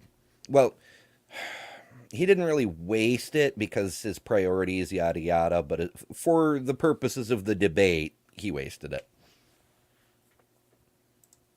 thank you.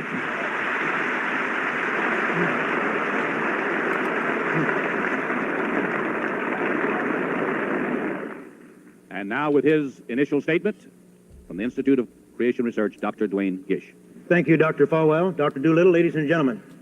There are 2 fundamentally different explanations for the origin of the universe and of the living things it contains.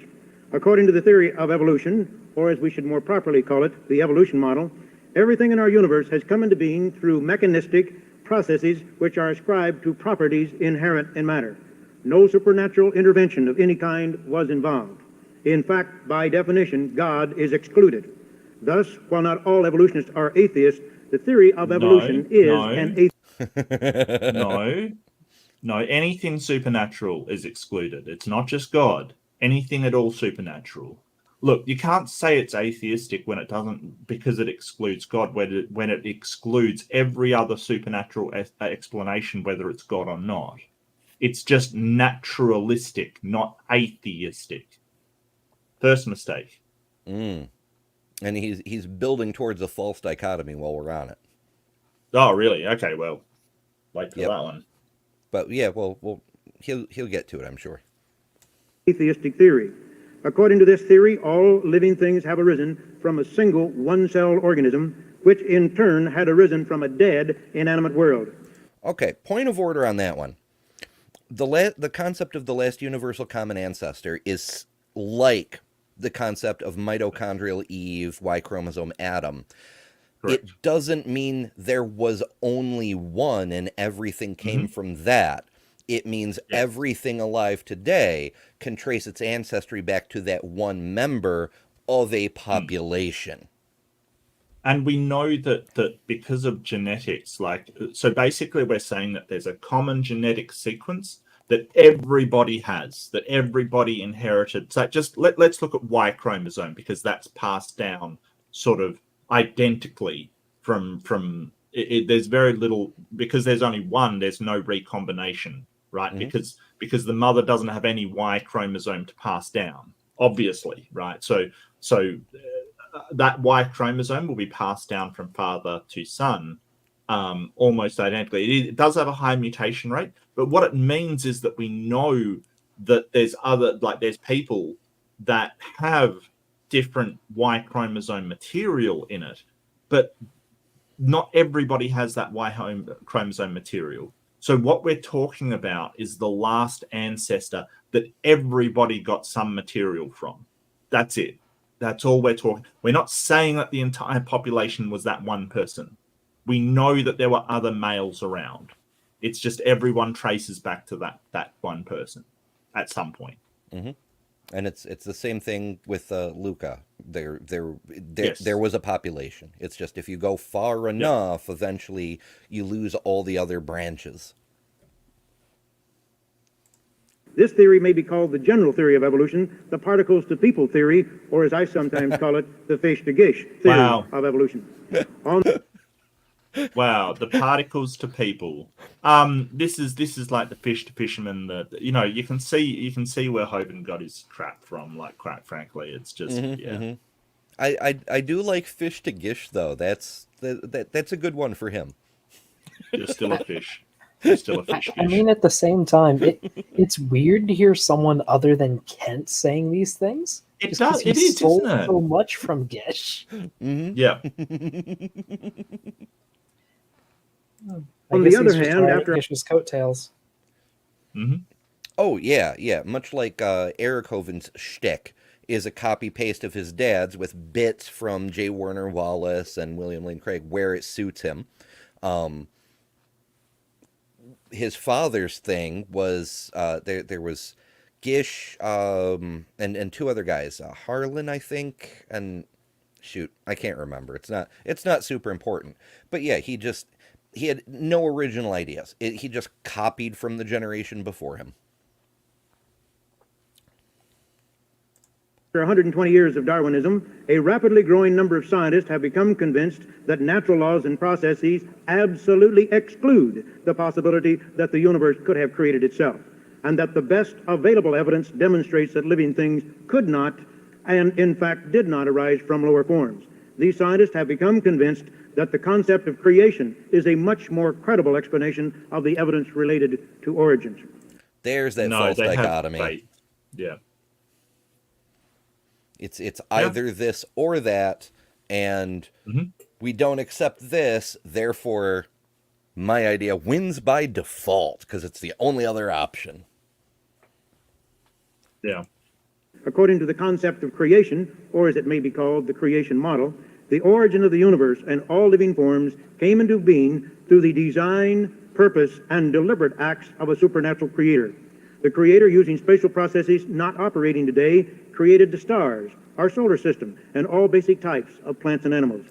So he's not convinced by the evidence for evolution. Mm-hmm. What stronger evidence makes him convinced of, like, you're making a lot of claims here, Gish, but can you back any of it up with anything? Well, I think that the thing that I've noticed is that the conclusions that they draw, you would not come to these conclusions if you did not start out with an idea of God first. Like, if you did not start out with the Bible as being the authority first, you would never draw these conclusions in a vacuum kind of thing. You have to start out with the conclusion first and then work backwards, fitting the evidence to it. And that is the anathema of science. Like, that is so against scientific principles that we try to weed that kind of thing out of it. So yeah. Did you mean the antithesis? I said anathema, didn't I? I don't. Let me do a Google. I'm like, I didn't catch a word wrong there. Like, what are we talking about? Doc Dino's vocabulary isn't as good as mine, basically. You found it yet? I mean, an antithesis is the opposite. Is that what you're meaning? Did you look up anathema? Yeah, anathema. I did. It's Something it's- or what is someone it? that someone hates, basically. Yes. So something Kind of. abhorrent, something awful towards it. it is an okay. abomination unto the Lord. I thought Right, you were so- meaning like the opposite of something. No. My bad. No, I'm saying science hates basically. So what I'm getting at is that the whole point of science is to not put bias into it. It's to start out with that blank slate. So what we hate in science, what we try to avoid at all costs, is bringing our conclusions in at the start. So starting with, hey, this is what we want to find, and then, finding the evidence to support it. That is what it hates at all costs. Yeah, but We then hate it, that would also precious. make it the antithesis of. Sure, but I used a But- certain word because I Okay. wanted to sort of stress a certain thing. So, Okay, yes, I am sorry. speaking in a sort of rhetorical way, correct? But yes, science hates making upfront bias into it. Like, I don't see why that word isn't appropriate. I think I had it confused with another word, but I can't remember what it was. Asthma, I don't. No, like a ritual knife. I think. Oh, athame. Athame. Yeah. Yeah. Sorry, I thought you got the words mixed up. Oh, it's all good. It's all good. Yeah, my athame from my pagan days is right 'Cause over on my bookshelf. I've can't never reach heard it of right an now, but anathema. now that you mention it, I have heard a few pagany folks mix up those two words. Like, one person will say, "Do you want to start the ritual?" and the other says, "Oh, I have to go grab my anathema." And I'm like, "No, that's not the word you wanted." So you're not the only one who does that. I've never heard the word anathema, I guess. So my brain went to athame or athame. Yeah. And I just said it that way, so my girlfriend is staring at me. People have opinions now. I think I might get murdered tonight. Okay, with an anathema. with an athame. Well, then it's not murder. It's a ritual. Then it's just a sacrifice. Yeah. Yes. Oh dear. Although there were no human witnesses to any of these events, creation can be inferred by the normal methods of science. Creation can be inferred by science. Really?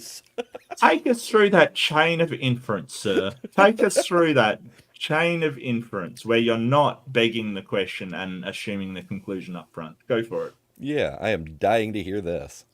Oh, yeah. Observation and logic, just as surely as we can all tell the difference between a pebble formed by natural processes and an arrowhead created with plan and purpose. Let us now dispense once and for all with the notion that this is a debate between science and religion.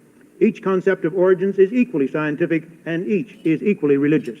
In fact, neither qualifies as a scientific theory. What? Am I reading this wrong, or is he countering things that he already just said? Like, first, evolution is not scientific at all. Creationism is scientific. Now they're equally scientific, and yet both also a religion. I'm giving him the slanty eyes. I'll give him some as well. The first requirement of science is observation. Obviously, there were no human observers to the origin of the universe, the origin of life, or as a matter of That's fact, not to the what origin observer of a single means. living That's thing. not what observation means, you idiot. That we observe phenomenon, you so we there? observe the effects, not the actual event. You, Dwayne,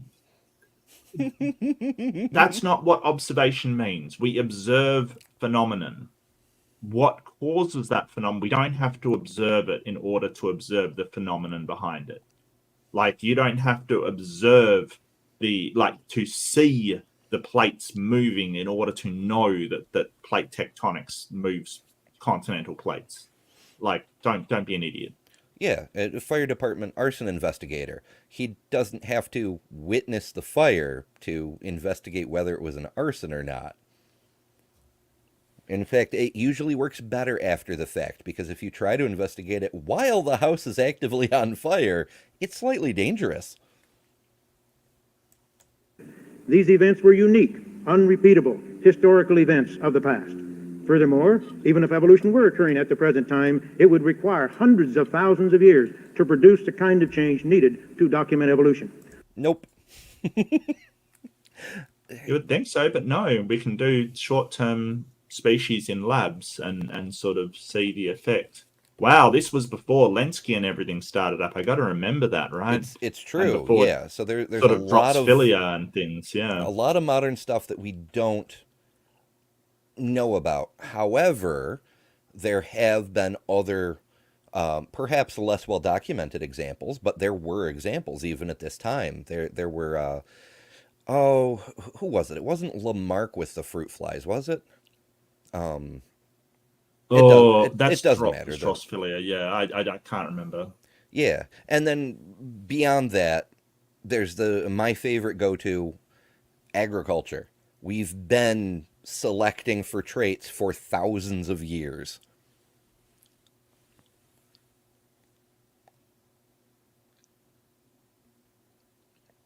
Yep. Ultimately, then, no theory of origins can be considered a scientific theory in a strict sense.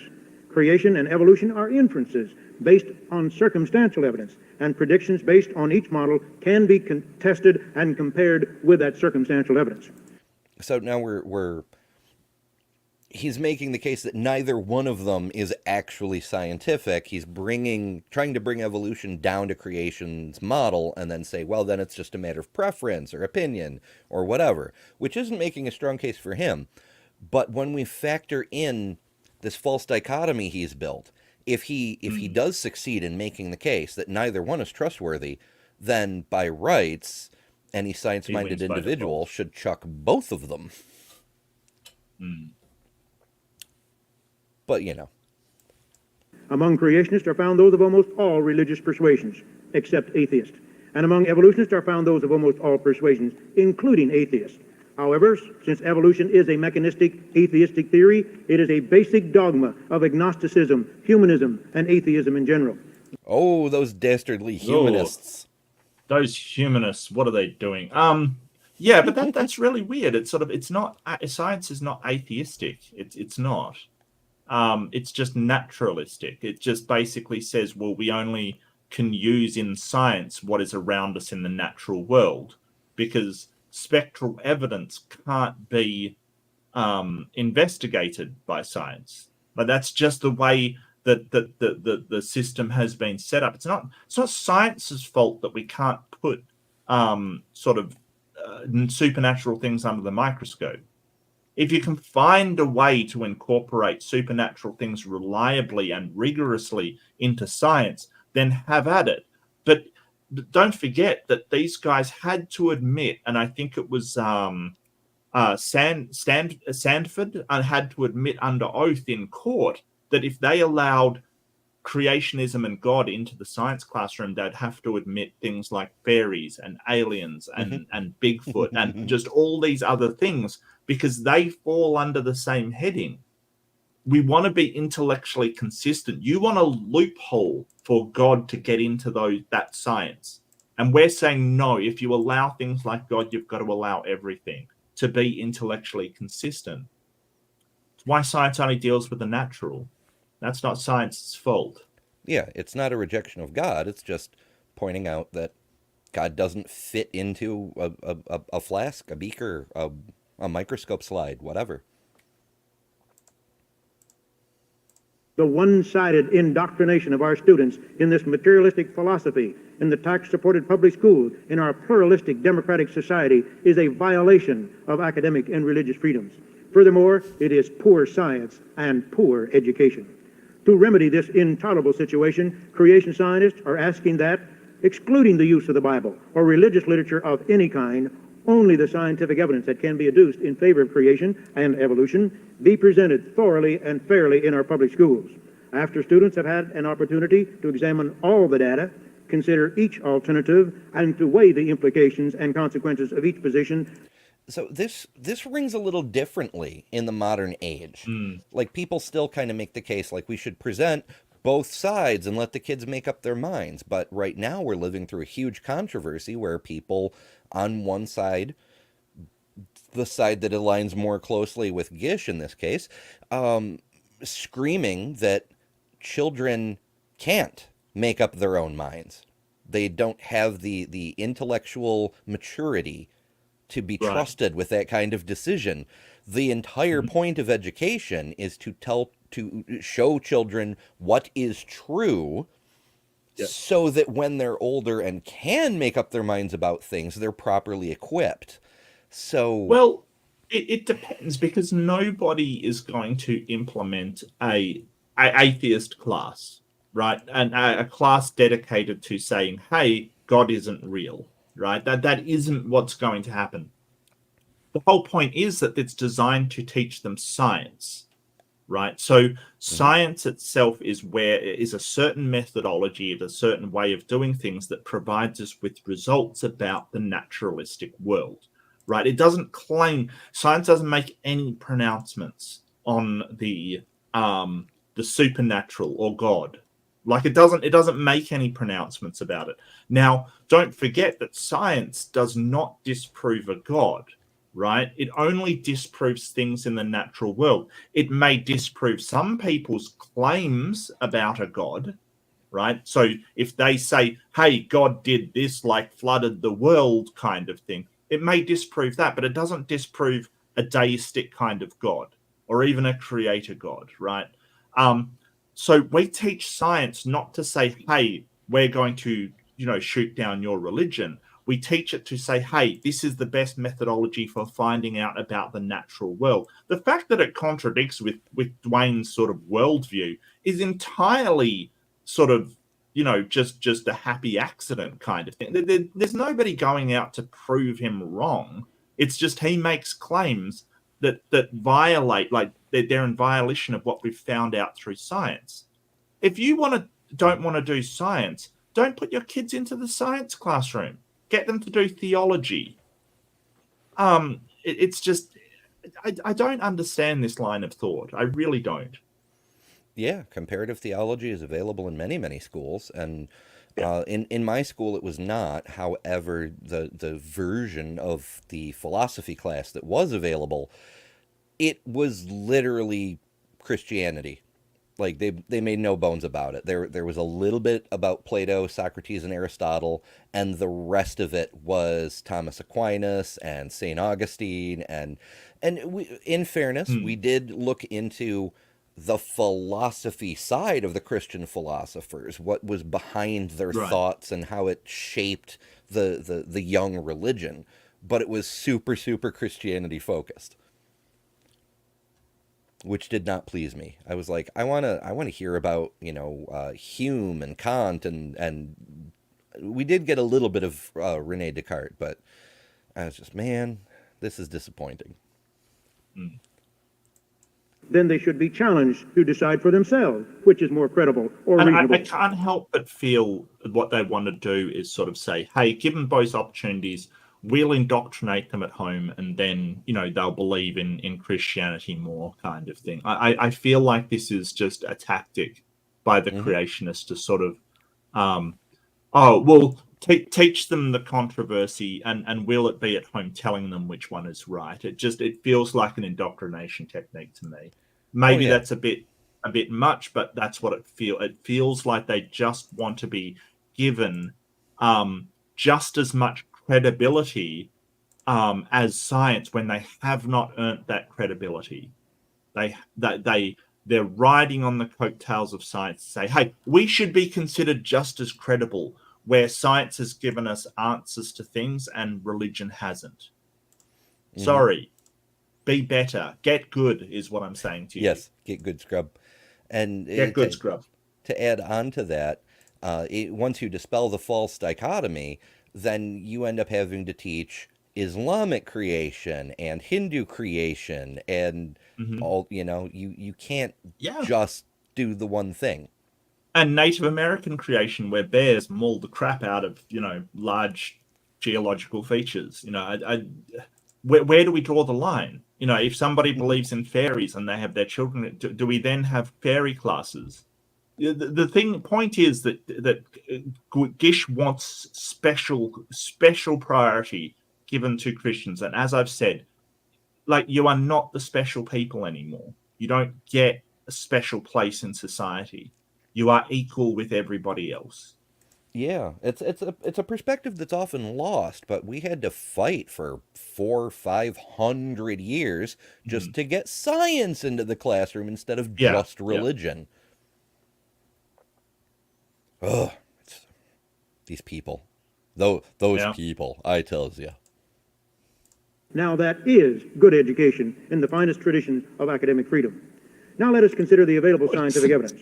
According to the Big Bang theory of the origin of the universe. Yes, we're gonna lie to you about everything. That's good education and academic freedom. This guy, he's got balls.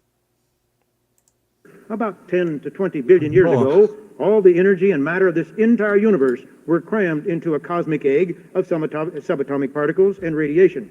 Of course, no one has the foggiest notion where this cosmic egg came from or how it got there. Zap! There it was.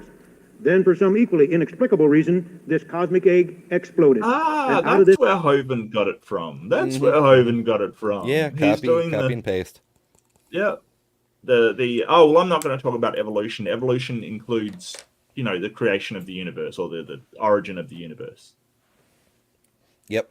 And it should go without saying, but for the sake of completeness, he's wrong on every single thing he just said there, and B, it has nothing to do with evolution at all. Yeah. Except that more go towards what is it? Abiogenesis now, essentially. Very likely, yeah. Initial chaos, our marvelously complex universe somehow created itself. A relatively short time after this explosion, we are told, the universe consisted of an expanding cloud of hydrogen with a minor amount of helium. The late Professor Harlow Shapley of Harvard University stated that some people piously proclaim in the beginning God. I say in the beginning hydrogen. He went on to say that starting with hydrogen, natural laws and time, one could explain the origin of the universe. Of course, he could do no such thing, but the idea was consistent with his philosophy. This reminds me that someone has said that hydrogen is an odorless, tasteless, invisible gas, which, if given enough time, becomes people. And of course... No, that's just one element. We're not entirely made of hydrogen. What are you talking about? God Although I do note that hydrogen is the biggest element in our body. I think the hydrogen, oxygen, nitrogen, they're the main elements in our body. Ish. But like Wow, Hovind really did just rip this guy off. Yeah. He ripped off his whole damn shtick.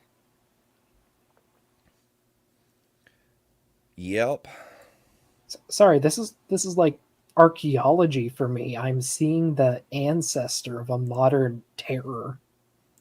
Yeah. It's It's like kinda. paleontology for Hovind. Yeah. Yeah. Oh, and what? I'm just now getting into my emojis because I wanted the no thing. I should point out this crystal ball labeled placeholder is a placeholder. There's currently a vote underway. Members get to pick new emojis when a slot opens up. New slot opened last night. It's we've got 32 members now, so we've only got 11 votes, and it's really close to 50-50 between two, so I didn't feel comfortable just picking one, so I put a placeholder in there for now, just in case anybody's wondering what the hell is up with that thing. But right now it's, well, you know what, I'll just share the tab. It's between begging the question and as. So if you're a channel member and you haven't voted, you can make a difference. I will try not to pick until we get more than 50% of members voting, and even then, if it's still close, I'll probably try to get a few more. So it's because if it's like 1% difference and only half of people have voted, one more vote could swing it, you know? But yeah, that's why there's the placeholder there. Just figured I'd explain that and maybe motivate some more people to vote.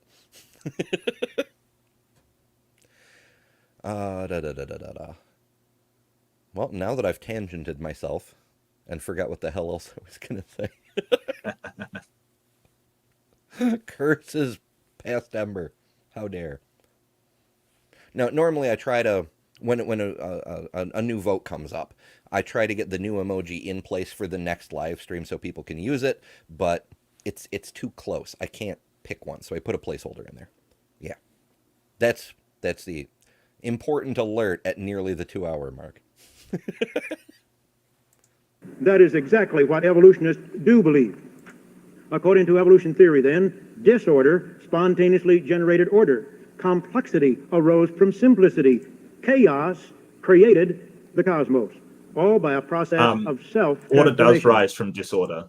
Order does rise from disorder. This maybe this is before chaos theory. I don't know when chaos theory got started, but we know spontaneous synchronicity does happen. Order does arise from disorder. Mm-hmm. Yeah, in fact, disorder by its nature is inherently unstable. It's gonna change, and yeah.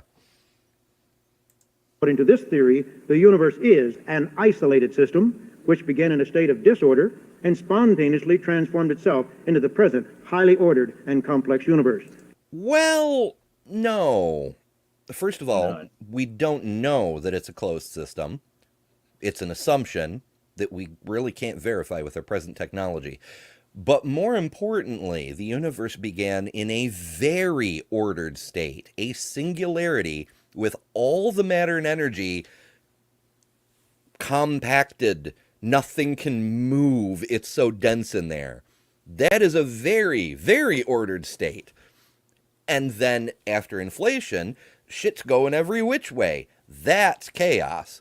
A little bit of order maintained in the chaos. As I've said before, Kim Stanley Robinson quote, one of my favorite stories, the order that we perceive in the universe is the difference between the maximum possible entropy and the observed actual entropy. We're not looking at a universe where chaos gave rise to order somehow in violation of thermodynamics. We're looking at a universe that went from high order to relatively high chaos, and there's some order in it. Yes. Ugh. Frustrates me. Yeah, so Mandelbrot published his sort of classic chaos theory paper in 1982. So this is about the same time kind of thing, right? So, yeah, I think that was a very new field to sort of say. But yeah, you're right. The maximum order, it didn't go from chaos to order because the maximum order was at the point of the singularity. That was insanely high order. You're sort of using a sort of conflation of, oh, well, the Big Bang was this explosion to say, hey, there was just all this disorder. No, that's not what we mean by order and chaos in physics. That isn't what we mean. Bad Gish. Yeah. Dude's a freaking scientist. Now, Yeah, I ladies know, and right? gentlemen, who teaches at Berkeley? Who taught at Berkeley? Yeah, that's horrifying. He's not a scientist. He has a science degree and he's using it to misrepresent science. So he's a creationist, is what you're saying. Yeah.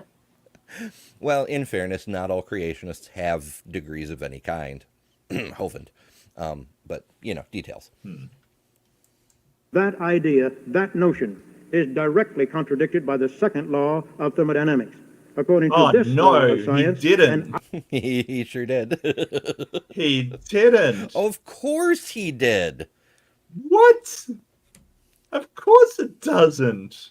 The whole point is that entropy is increasing in the universe. What are you talking about? Like, the whole point is that at Big Bang, at the singularity, there was basically no entropy, and it increased over time because of the expansion of the... What are you talking about? Wow. Okay, that's terrible. You're bad. You're just bad. At least they've given up on that one. Holy crap, I haven't heard that. I have. It's still Really? in use. Oh. I often it comes up mostly in evolution specific debates where they stay on topic. They go, Right. evolution violates second thermodynamics. But the universe is a violation of the second law of the Big Bang is a violation of the second law of third. I mean, what did he say in a reference to? He said about the creation or the origin of the universe, right? yeah, the chaos of the beginning to the order that we see today. Right. Violates because thermodynamics. They don't use that anymore because you can easily just point out that the singularity was incredibly low entropy. I just okay. I was going to go to May as I got up late, and I still want to drop in if she's going. When we finish, and I really want to. In fact, I'm going to just drop a.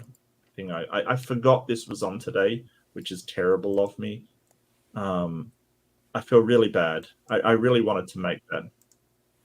So has this show officially been moved to Fridays now, Ember? Or the debate reviews? No. No. It's just the last couple of weeks I've had things coming up. Like I have to do a travel tomorrow, so I won't be back in time to do the show. Okay. I forget what the hell was up last week, but it was a similar kind of situation. I love the Mars trilogy. It's my favorite thing by Kim Stanley Robinson. I understand that it feels really drawn out, but that's actually one of the things I love about it is that you spend so much time.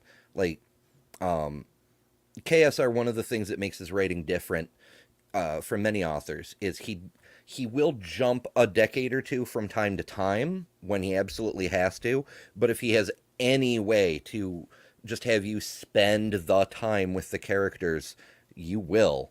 And to me, that makes it like you're experiencing these centuries with the characters, and that's fucking awesome to me.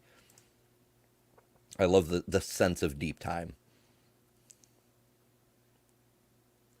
we have a bunch of people who are visiting both channels.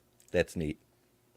I thought about doing that myself, but since I have to, do things, I figured I should try to focus. Yeah. I'm just gonna drop in a thing. If she's still on when we finish, I'm definitely heading over there. Yeah, you never know. isolated system, that is, a system on which no work is being performed by an outside agency, and a system into which no energy is being brought in from the outside, can only become more disordered with time, never more ordered. Such a system will constantly become more random, more disorderly. That is a natural law of this universe. flying directly in the face of this natural law, evolutionists persist in believing that this universe is an isolated system which started in a state of disorder and transformed itself into a highly ordered and complex state. Creation scientists So he's misstated it, he's repeated Yeah. it, yada, yada, yada. I'm not impressed. He's wrong. It's not what physicists reject say. this Yar. I see a Shadow Frisbee. Shadow, Freddy. So let's play name that fallacy. He is straw manning right now. Thanks, Dwayne. Thanks for that, Scarecrow. Yeah. Hey, I have one of those.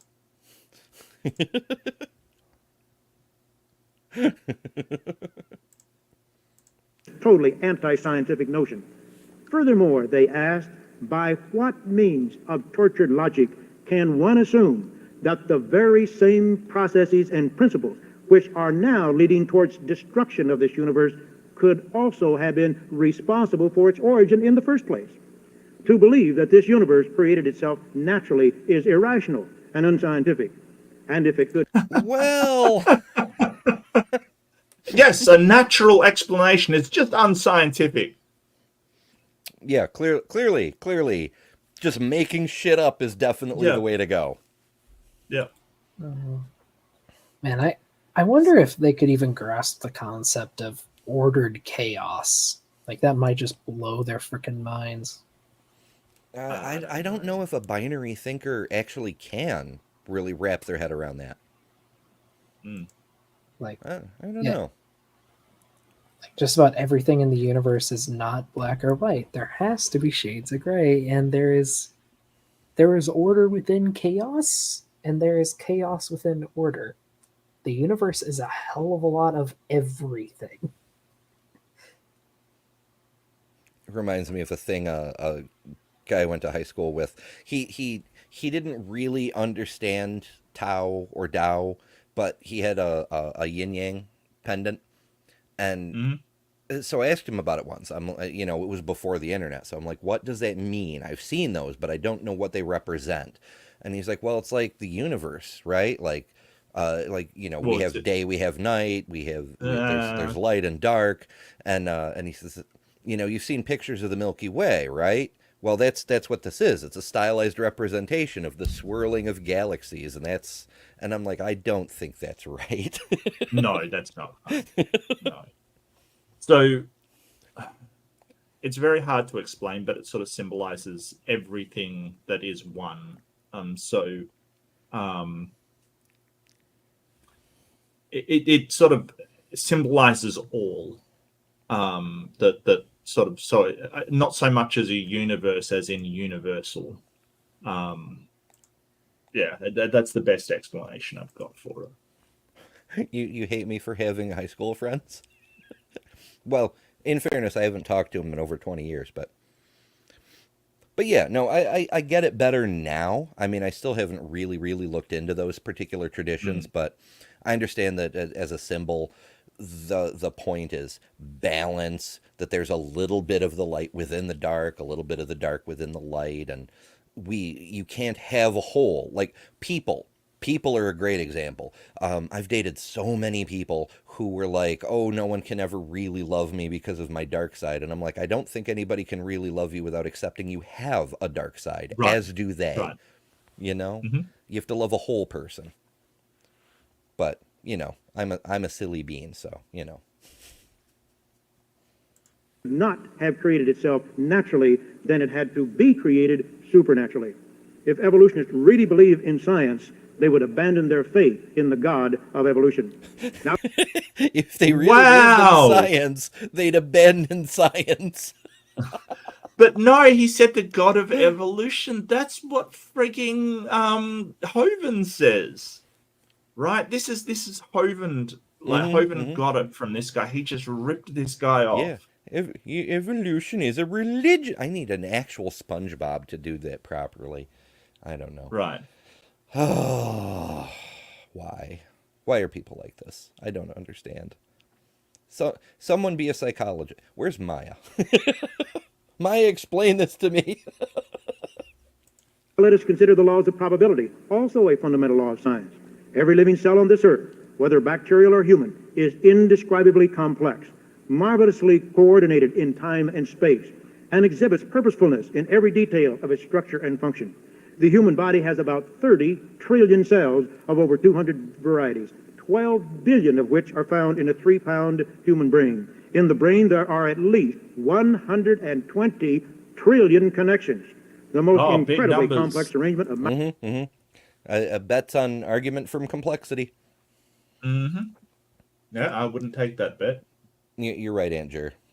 I would just say, I'm not a clinician. Not touching it. Nope. Fair enough. Here's Neil.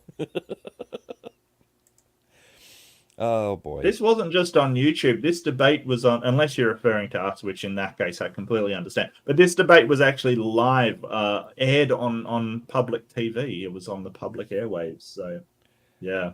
Yeah. So aliens out there TV somewhere probably got this debate and are face palming. Oh, that's why they're not visiting us. Yeah. But yeah, I can't blame them. We're not just live on YouTube either. We're also streaming on Facebook and Twitch at the moment. Oh.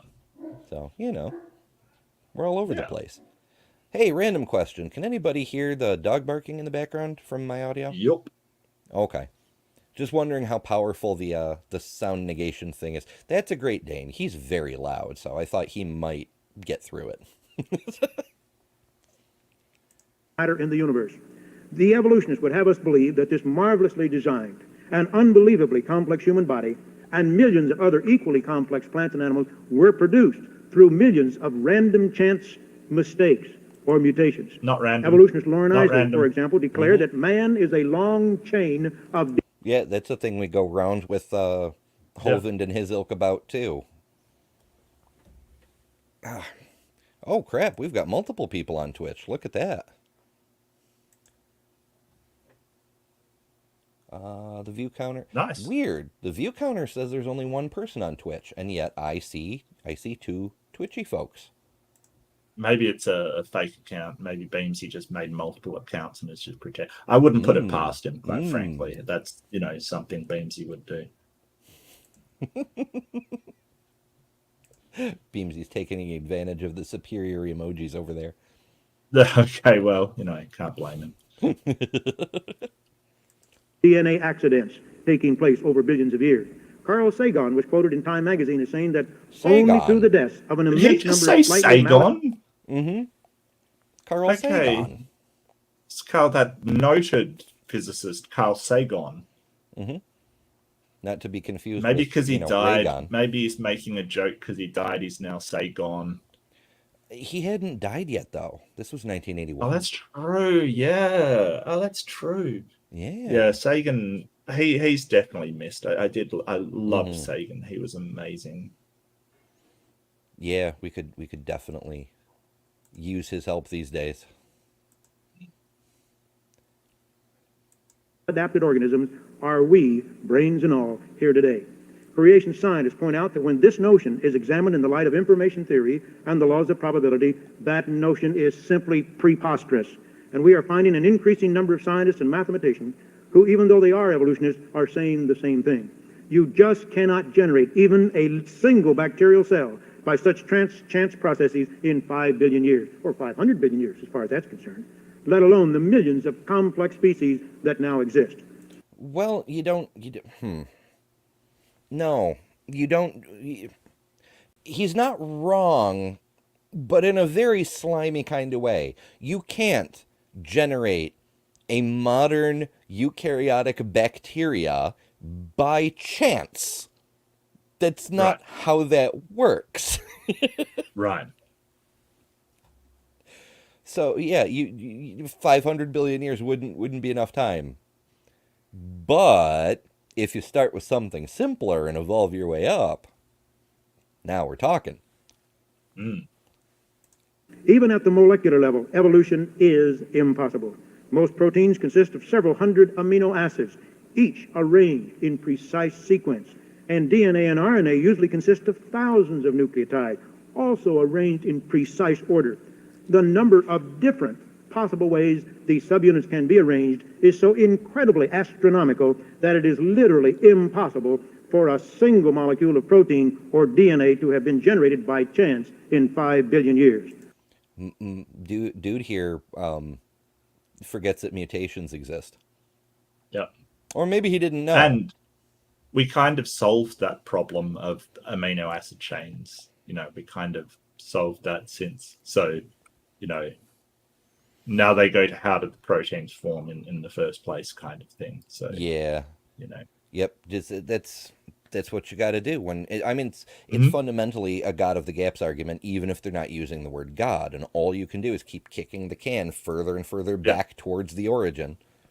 Yep.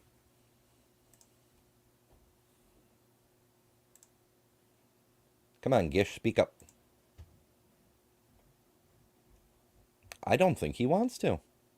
He's playing, but he's not moving.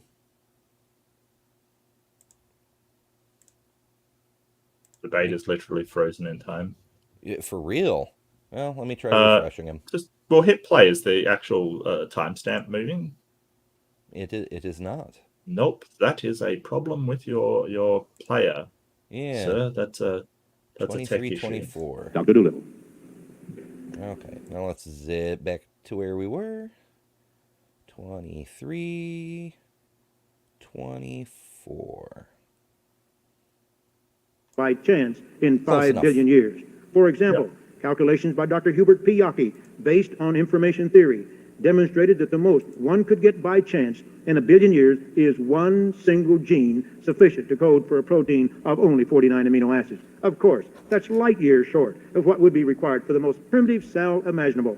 Why, even to have the remotest Humans can't do it yet, therefore it couldn't happen.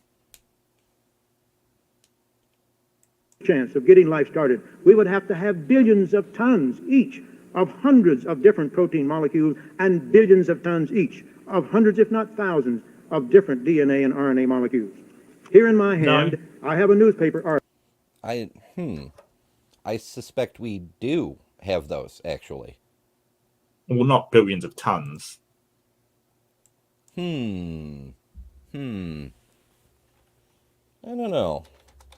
How much does all DNA on Earth... Well, tons is a weight measurement, and we obviously don't weigh billions of tons.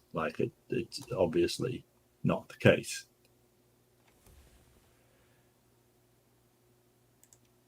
Google say all DNA on Earth would weigh 50 billion tons if gathered together. Oh, but we don't have it. Yeah, okay. Yeah, Yeah. It's not important. I just want to instinctively want to counter everything Gish says. Article published August the 14th, 1981 in the Daily Express of London. The headlines say, when two skeptical scientists put their heads together and reach an amazing conclusion, there must be a God. Who are these two atheists, or I should say ex-atheists?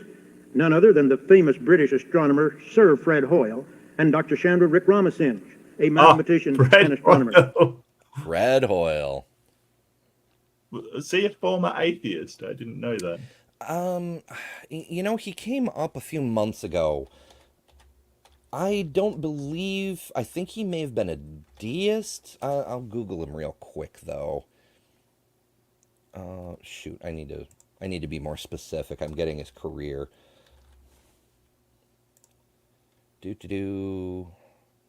By the time of his death, he believed that life as we know it today must have been the result of some unseen intelligence. He deist is as far as he ever got. Yeah. So atheist is not what he was. Yep. Yep, this is the guy, the Gish Gallop guy. Mm-hmm. You know you're good when you get a fallacy named after you. It's not even really a fallacy, though. It's like just a dirty technique. Dirty fighting. These two scientists, working independently, calculated the mathematical probability of life starting spontaneously by some evolutionary process, taking the entire Why is an universe astronomer... into account. Hang on a second. Hang on. Why is an astronomer calculating the probability of life occurring? Why would we listen to an astronomer over that? I'm not even sure why Hoyle was really interested. Hoyle is a astronomer. He doesn't do origin of life. And I think he rejected the Big Bang in order, and supported the steady state theory, which he was absolutely 100% wrong on. Like, there is no doubt about he was wrong on that. Mm-hmm. Yeah, it's an area that I was personally invested in. Um, I disbelieved the Big Bang for a very long time myself because I didn't like it. I liked the idea of an eternal universe much better.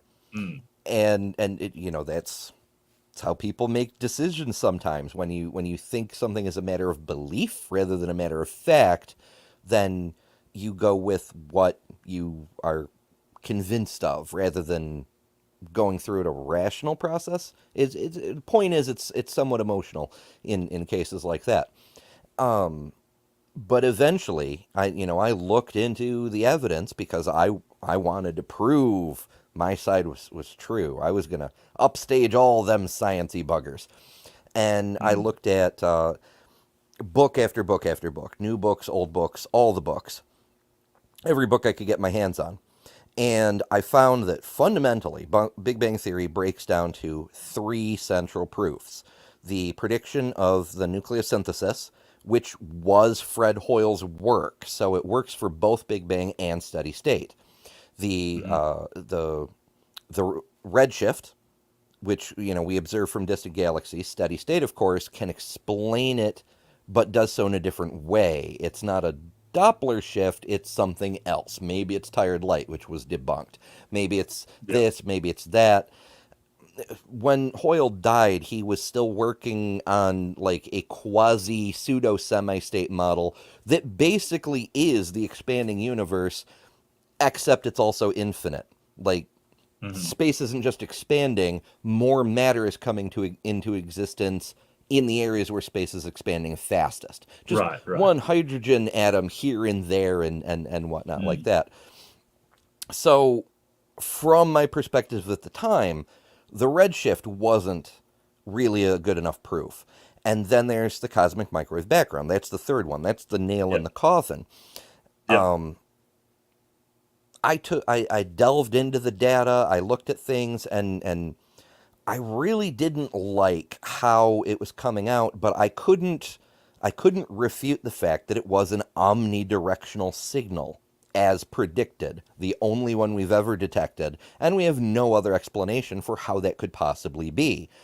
And Yep. then the Hubble telescope started bringing us images of Type 1a supernovae in very, very distant galaxies.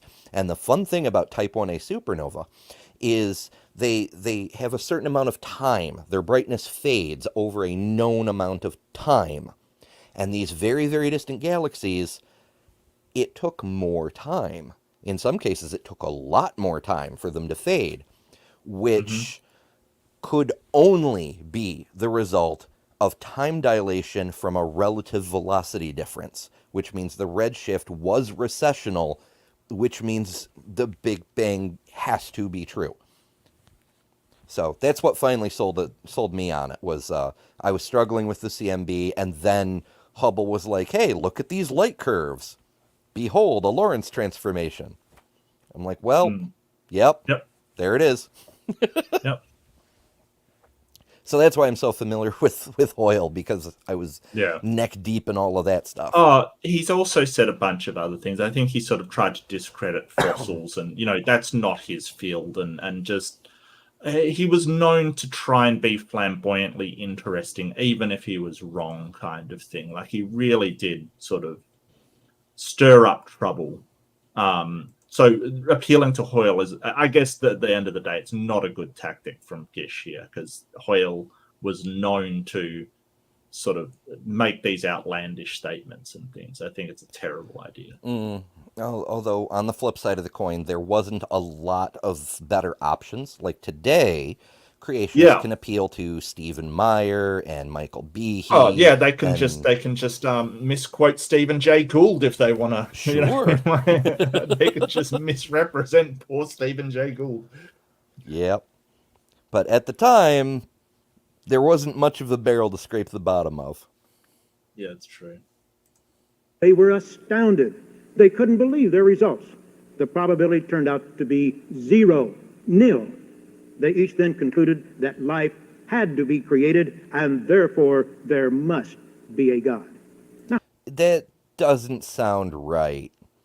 Yeah. Even if I No, were it's inclined not. to trust Gish, we already looked up Hoyle, never made it past Yeah. deism, so I don't see him agreeing to that kind of statement, you know? Now, how could anyone ignore these conclusions, reached no less than by these two hard-nosed atheists, or I should say, again, ex-atheists? Ladies and gentlemen, based on the proved principles of chemical thermodynamics and kinetics, information theory, and the laws of probability, we can say that a mechanistic evolutionary origin of life is simply impossible. Earlier, I referred to evolution doesn't as describe the origin the of Gish life. theory. That's true. Evolution doesn't describe the origin of life. It just explains the biodiversity. You're an idiot, Gish, and you've got no idea. Well, I mean, he's moved into straight up lying about things, so Yeah. why not? Now, in this context, I think we should call it the too little to do little theory of evolution. What about the fossil record? In that record, do we find gradual change from simple to complex demanded by evolution? Are museums overflowing with vast numbers of the transitional forms that should have been found if evolution is true? Well, our museums do contain Back in millions of the fossils. 80s, yes. Yes, they do. Yep. Mountains upon mountains. I wonder if we have enough fossils yet to do that whole, you know how the creationists like to say, if you took all the DNA and wrote it in books, it would fill the Grand Canyon.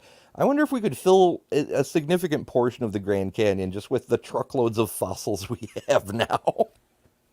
Well, Lucy was found in 1974, so he's got to be aware that Australopithecines had already been found. Yeah, actually, that'll probably come up because that was the hot shit new discovery at the time. Right. I mean, And you've got Littlefoot hadn't been Australopithecus. discovered. That was 90s, but Lucy definitely had. I mean, you've also got Archaeopteryx. You have all kinds of horses, rhinos, elephants, just mammoths existing. Yeah, dog bears and cat dogs and just all kinds of weird and wacky stuff. Yeah, there's a lot. Like, you want to transition? We've found it. If we haven't found it by the 80s, we found it by now. We don't have many missing links left. And the number we do have are shrinking by the literal day. I kind of want to dig up that Dr. Banjo clip from Futurama. Yeah, we all know it. It's, The one I use as a thumbnail. Could be, probably. Yeah. Yeah. It's so good. I love it so very much. It's so painfully good. yeah. Including those of over 250,000 different species. The available fossil record is much more than adequate to document evolution, if true. However, what we find in the fossil record is not what is predicted based on evolution. We have not found what we were told to look for ever since Darwin. The missing links are still missing. What we do find is a sudden... We found Archaeopteryx when Darwin predicted it. What are you talking about? You're just outright lying at this point. But not only when Darwin predicted it, 2 literal years after Darwin predicted it. Yeah. Like catch up. You're Right. over 100 years out of date, Gish. Yeah, and I'm sure, hopefully Doolittle will bring up Lucy at that point. But ultimately, it comes down to the same thing it always does. Just because humans haven't done it yet doesn't mean it must have been magic. Right. explosive appearance of a great variety of highly complex forms of life for which we have never found ancestors. Furthermore, we find that each basic type of plant and animal has appeared fully formed with no evidence of gradual change. No evidence of intermediate or transitional forms are found. This is precisely the evidence predicted on the basis of creation. Let us hear what some evolutionists have admitted about the fossil record. Dr. Corner, a Cambridge botanist, stated in a book published in 1961 that, quote, much evidence can be adduced in favor of evolution, but I still think that to the unprejudiced, the fossil record of plants is in favor of creation. In an article published in the journal Evolution in 1974, Dr. David Kitts of the University of Oklahoma said, quote, despite the bright promise that paleontology, that is the fossil record, provides a means of seeing evolution, it has presented some nasty difficulties for evolutionists, the most notorious of which is the presence of gaps in the fossil record. Evolution requires intermediate forms between... Oh no, we haven't found It's every single fossil yet. Yeah. The theory must It's be a god false. of the literal gaps. Like he just said, like there's gaps. Yeah. Why don't you shove a god in there, Gish? Just shove a god in there. Yeah, it's like apply this to astronomy. Well, we see this cool belt of main sequence stars, but we haven't found stars to represent every single point on the graph. Therefore, Yeah. the whole thing is garbage. And God did it. Why not? Mhm. Oh, for fuck's sake. between species, and paleontology does not provide them. End of quote. But what about Lucy, an ape that There it Donald is. Johanson claims walked upright just like man, and therefore, he says, should be placed at the base of the human family, an intermediate between ape and man. Since Johanson describes this creature as totally ape from the neck up, the only basis for the idea that this creature was a link between man and ape is the notion that it did walk upright. I have a surprise for you, Gish. Yeah. You're still an ape. Yeah. You meet And all it of the wasn't characteristics of it wasn't apeness. just it wasn't just ape from the neck up and then human like lower down. That wasn't what we found. Like it was also the sacrum, it was also the rib cage. Like don't make it seem like shit just full of crap. Like seriously. Yeah, like literally everything about Lucy's anatomy just screams intermediate. Literally every part of her. Quit lying, you idiot, asshole, whatever. Yep. But did it really walk upright, like you and I? Johansen says that his Lucy is the earliest and most primitive of a group of creatures whose scientific name is Australopithecus. But studies on supposedly more recent forms of Australopithecus by Lord Zuckerman, a famous British anatomist, and by Dr. Charles Oxnard, professor at the University of Southern California, convinced them that these creatures did not walk upright like man and that they were not intermediate between ape and man. In- Okay, Oh, he really? brought up Oxford. Okay, Mhm, so there was a scientist, a legitimate scientist named Oxnard, who hypothesized that Australopiths were quadrupeds. He has since retracted that statement because he was using bad data. What? Science corrected itself or something? Mhm. That Yeah, never happens. There's no question that Australopithecus walked upright. In fact, like you won't even find creationists sort of trying to say that Australopithecines were just apes kind of thing.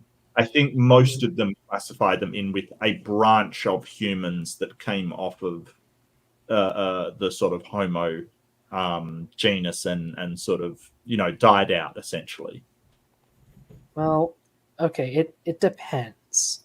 I think AIG's stance is that Lucy was a quadruped. Donnie, whatever branch he belongs to, he says that Yes. Australopiths are degenerate humans. Yes, yeah, that's the one that I'm talking about. Yeah, Yeah. an offshoot. His phrasing, not mine. Ay. Yes. Yes, So it because depends who you there were talk to. humans earlier than oh Jesus fucking Christ, whatever. But yeah, AIG Canada at least recently did a thing arguing that Lucy was just a normal chimp, no different from any other chimpanzee. Oh, that's ridiculous. Yeah, no, that's And that's that was like I don't know 2 months ago or something. And they aired it on the regular AIG channel. It wasn't just a one-off from Canada. They Ken Ham approved it and put it on the main channel. Mhm. So let's just lie about it. It'll be And fun. if I wasn't wanting to draw this human arc to somewhat of a close, I might want to do that next week. If There's a lot of there's so much of nonsense that they cover. fact, in his book, Beyond the Ivory Tower, published in 1970, Lord Zuckerman states that if man evolved from an ape-like creature, he didn't leave a trace of that evolution in the fossil record. And while we're on this subject, we should remind ourselves of the famous Piltdown Man that stood for nearly 50 Yes. public Let's, schools. oh, shit. What'd I do? What'd I do? The Piltdown Man, really, the hoax, the Piltdown Man. Uh-huh. Yep, we must remember to poison the well while we're spreading fallacies and sophistry around. All right, let's see if I'm anywhere close to where we were. Anatomists, and by Dr. Charles Oxnard, professor at the University of Southern California, convinced them that these creatures did not walk upright like man Not as too a human far off. ancestor until shown to be a hoax, constructed from a modern ape's jaw and a modern human skull. Yep, there it is. And Nebraska Man, another creature hailed as an evolutionary ancestor of man that turned out to be nothing more than a pig's tooth. And as always, when these bullshit examples get brought up, I have to ask, who showed they were fake, Gish? And very quickly, too. It wasn't like these things, sort of weren't shown to be... Yeah, I don't think Nebraska Man lasted for that long, did it? No, it didn't. It was called out basically immediately. It was one guy who kept promoting it. Yeah. And I think he stood to make money from it as well. That was the sus thing. It was more of like an American pride thing. Oh, okay, gotcha. Humans evolved in America. Yeah.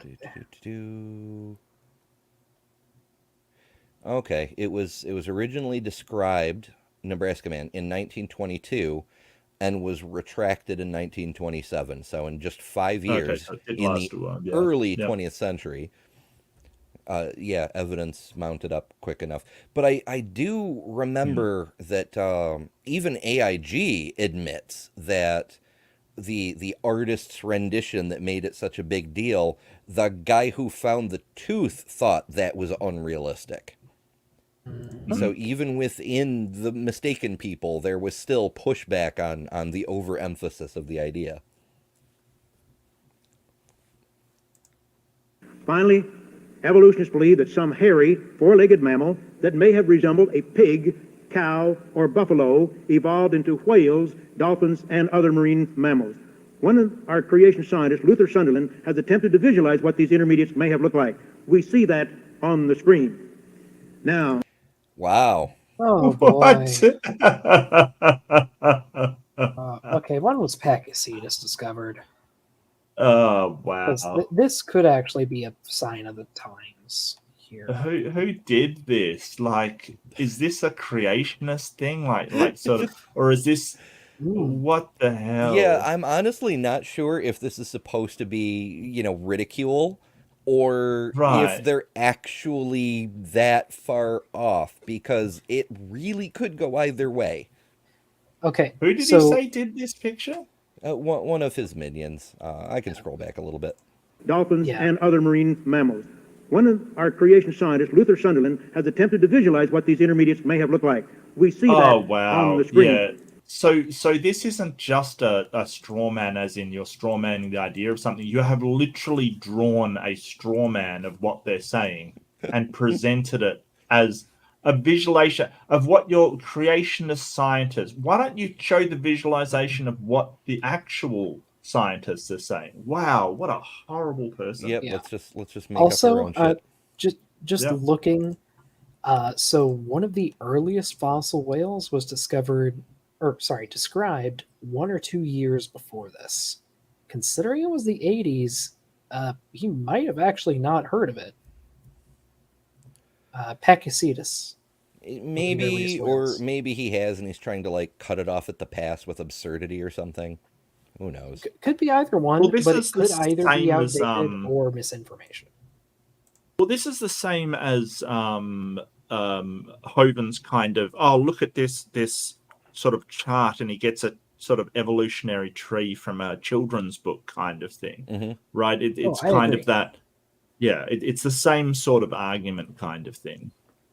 It's just lines on paper. Yeah, and Hoven doesn't have an excuse today. I'm just saying, considering the year, this was 1982, right?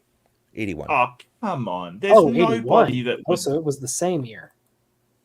there's nobody that would look at the literature and go, okay, well, I'm just going to draw the front of a cow and the back of a dolphin like a freaking mermaid. I mean, come on, seriously? Let's not pretend Let me that. clarify.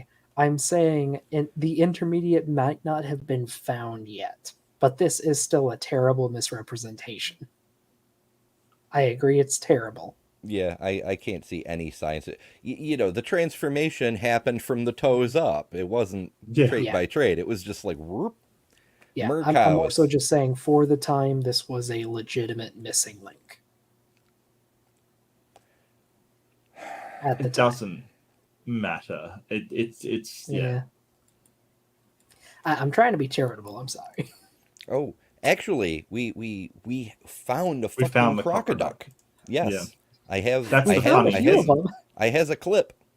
Where is it? Here That's it is. the funniest thing about Ray Comfort saying, "Where's the crocoduck?" And then we find like an intermediate kind of. That's hilarious. Yep. One of the most unique was Anatosuchus minor. Its name means small duck crocodile. Yep. We have duck crocs. We have croc ducks. Yeah, all kinds of goodies.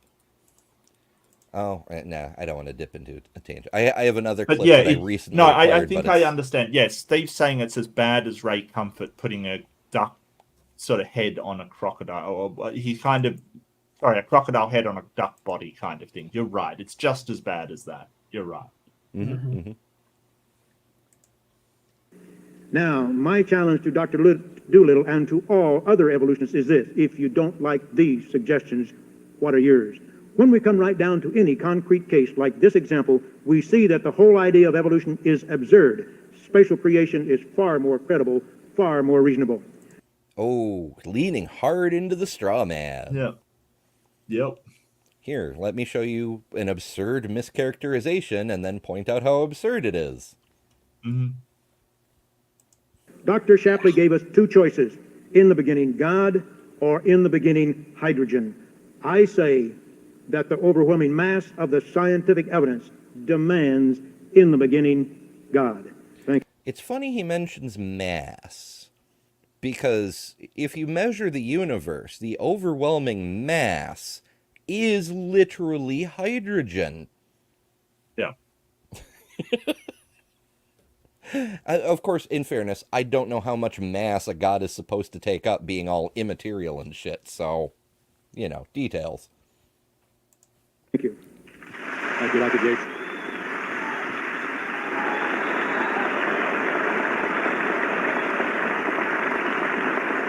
Also, lean hard in that false dichotomy. Now they're going to go into, I forget how long, maybe 5-minute rebuttals and then closing statements. I need to take a quick break. I think I'll let Doolittle start his thing, and then once we get onto a topic we can diatribe about. Then we can all take turns or something. What do you guys think? I'm easy. Okay, we'll do that. Once I can get some conversation going, I'll sneak off. Thank you, Dr. Gish. And now, with his rebuttal, Dr. Doolittle.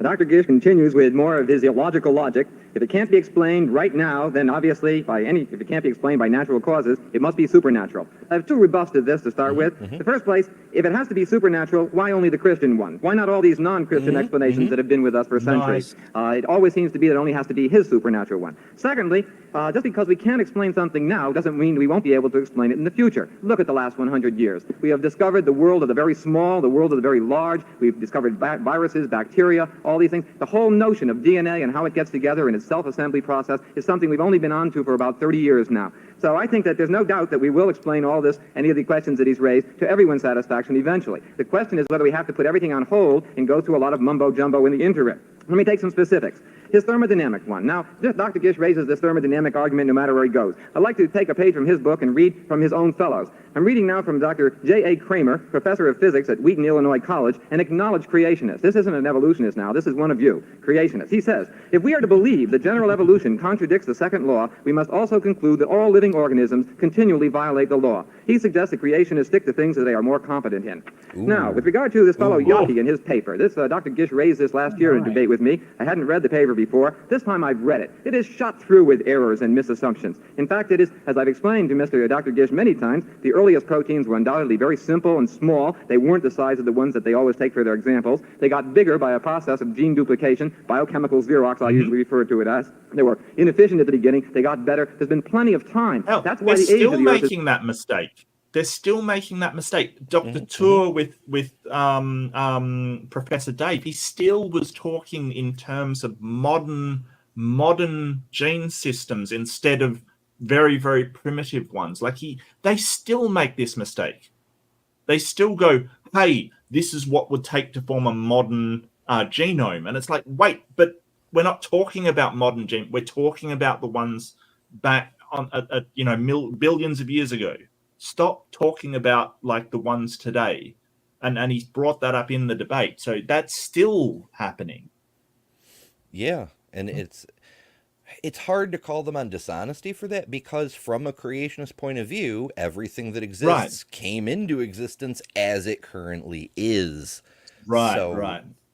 Yeah, they can't think around the corner, I think.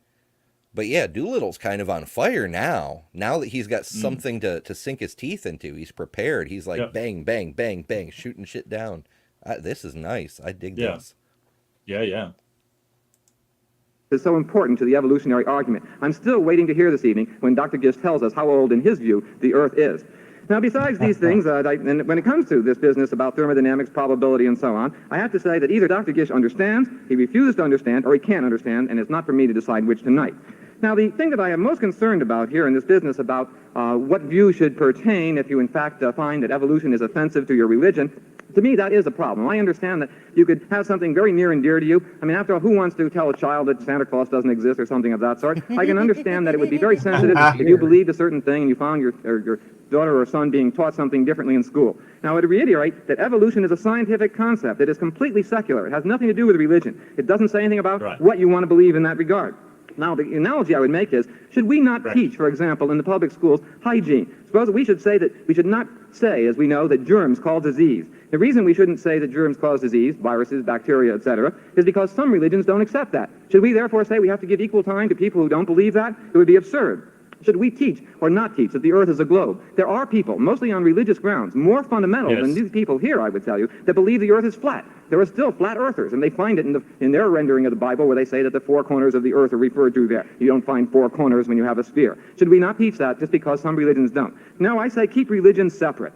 Now I'd like to get on to this business that I missed in my main rendition about the ape-like ancestor in man, because this is, in fact, what it has all now get people most aroused. Jerry Falwell, for example, in that quote I started to read earlier, is that he wouldn't mind if, in fact, the Earth were 100 million years old, as long as nobody starts to claim that man came from an ancestor that resembled apes. Now, of course, man did come from an ancestor that resembled apes, and we can prove it in many different ways. There are no gaps in the molecular fossil record. There's a complete set of transitional forms. And I can make this point, I think, very clearly to you. If you were going to go in and have a transplant, kidney, for example, you know that you go to the doctor, if you're a person these days who is any sort of current and would care about your health, and you had to have a transplant, you would certainly prefer to have that from an identical twin. If you don't have an identical twin, the doctor would say, well, you have a fraternal twin. The reason is that your molecules, your molecular constitution is more similar when you are, in fact, coming from either an egg or an egg fertilized in the same womb. Or if you hadn't have that, a sibling of any sort would do, or a parent. And then after that, maybe a first cousin. Well, everybody appreciates that as you get further away in ancestry, the molecules become more different. Well, the same picture emerges when you compare all the molecules... Doolittle, what's your time? Oh, I thought it was one of you guys, but it was it was Falwell saying it's his time. Yeah. Doolittle done a lot. Yeah, he was on fire there. Dang. Yeah, I'll let him finish his sentence. Time is up. Oh. Yeah. Okay, there we go. Yeah, he isn't terse enough. He isn't brief enough. He needs to. I mean, obviously, I'm talking like this happened the other day. This is ages ago. But if I was around at the time and had a suggestion to make, it would be to sort of make his answers more concise and to the point. Like, he doesn't have the time to waste upon telling the audience. If you're a science-minded person, you'd go to the doctor, and then you'd sort of... No, you'd say if you went to the doctor and you wanted a good match for a transplant, you would go with the closest genetic match. We can tell from the science that this is the closest genetic match. We use exactly the same thing. So why do you trust it in medicine, not in that one? Like, he's got to condense it down. He ought to have condensed it down, in my opinion. Yeah. And I want to thank my wife for getting me a coffee. She is a wonder and a gem. Sorry, go ahead. Oh, yeah. Yeah, it's a rare and precious gift to have a person who, I love her so much. Yeah. It's good. Doolittle needs to Gish Gallop some more.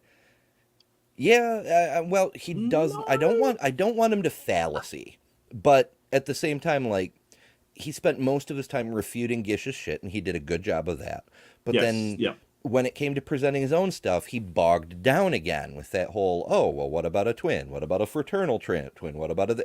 We get it. You just make your damn point and move on, you know? You need to present more stuff. It looks like he's really good at the rebuttal, not so good on the presentation of his own material himself. Because he did waste so much time in the opening. But, I mean... on rebuttal, he was on fire. Like, he just shot down Gish's points all over. Maybe his rebuttal, he shouldn't have tried to introduce anything new. I think he was going back to something he missed in the introduction. So he started to quote Falwell's interview in Penthouse, but then ran out of time. Right. So I think that we can sort of agree that his introduction was really the problem, because now he's trying to make it up in the rebuttal, where in the rebuttal just shoot down points, because he was really good at that. That was a great sort of rebuttal, except for that end part. So let's see how Dwayne does. Yeah. Good old Dwayne. Wee. And now with his rebuttal, Dr. Dwayne Gish. Well, unfortunately, Dr. Doolittle wasted much of his time talking about the situation in the Livermore School District. What that teacher did, he used books which included references to the Bible and material like that, which we have no intention of putting in the public schools. As a matter of fact, the material that we have prepared for public schools have been very carefully edited to remove any references to the Bible or religious literature of any kind. So all of that discussion had nothing to do with the discussion this evening. As a matter of fact, this is supposed to be a debate on the scientific evidence related to origins, you see, creation and evolution, not... Unfortunately, Gish is kind of right there. No, I'm just doubting that it removes all references to God or the Bible, and that if you put that literature in saying it was a creator, that the teacher won't go to the kids, well, that creature was the God of the Bible. Yeah, I'm not sure how you can get a secular creator. Right. But, but yeah, what I mean is he's right about how Doolittle spent most of his time, as we ourselves described, he was complaining about a political problem rather than debating the issue. I just find it more likely that they'll let them say creator, and when the kids ask, well, which creator, they're going to say, well, here's the God of the Bible. Like, it's understood what they're doing here. I have extreme doubts that curriculum that he's describing, which apparently omits all mention of God in the Bible, he's actually being honest about. Yeah, I don't think how can you have a creationist textbook that says, oh, the Earth is only 6,000 years old, and we know it because redacted, Right, exactly. I wonder if I can get my hands on one. That could be interesting to take a look at. Not what some teacher may have done in Livermore, California. Now I'm surprised that Dr. Doolittle doesn't know the difference between living organisms and a dead, inanimate world, or our universe. You see, of course we can exist, living things can exist, because we are living organisms. We have marvelous machinery. We can take in food, and we can use that food, you see. But our universe was an isolated system. You didn't bring anything into the universe, you see. You didn't have any means like that. Let me give you another example. You know that automobiles don't usually run uphill. They usually run downhill. Well, you can get an automobile to go uphill, But you don't just bring in a can of gasoline and pour the gasoline over the car and light a match. That won't make it go uphill, it just goes up in smoke. What do you do if you want to get that car to go uphill? You have to take the gasoline, which is chemical energy, put it in your gas tank, which is fed into the motor. What does the motor do? It converts that chemical energy into mechanical energy. Now the car will go uphill. So you have to have an energy conversion machine. And of course you have to have somebody driving the automobile. If you don't... Well, I mean... What? You've just described how inanimate things can cause something to happen. I don't... Is God the person with the gas tank in this scenario? I don't... I know, and it sounds like he's trying to describe metabolism, but in a mechanical way. Right, but you've just described how an inanimate thing, a car, can move uphill against sort of forces of nature via chemicals, which are inanimate as well. There's nothing living in this scenario except the person with the gas tank. So is God the person with the... I don't get this metaphor at all, or this analogy at all. Like, I don't understand it. Maybe he'll explain, but yeah, I tend to agree. That's kind of weak. He's now burning his time with a weirdly complicated analogy that then has to be explained, or not. We'll see. Don't have anybody driving the automobile, it doesn't go uphill, runs off into the ditch. You see, you have to satisfy certain conditions. You have to have an energy conversion machine and a proper control. On the hypothetical primordial Earth, you did not have an energy conversion machine. You had no control system. And the idea that life could have spontaneously generated itself, contrary to the second law of thermodynamics, is not science, ladies and gentlemen. That is blind faith. Well, we hear that from Hovind a lot now, too, but... Yeah. You can have, like, a flood push a boulder up a hill, like, or push a car up a hill. Like, natural forces can cause things to happen. Like, the idea that you need someone driving the car is ridiculous. That's because it's a car.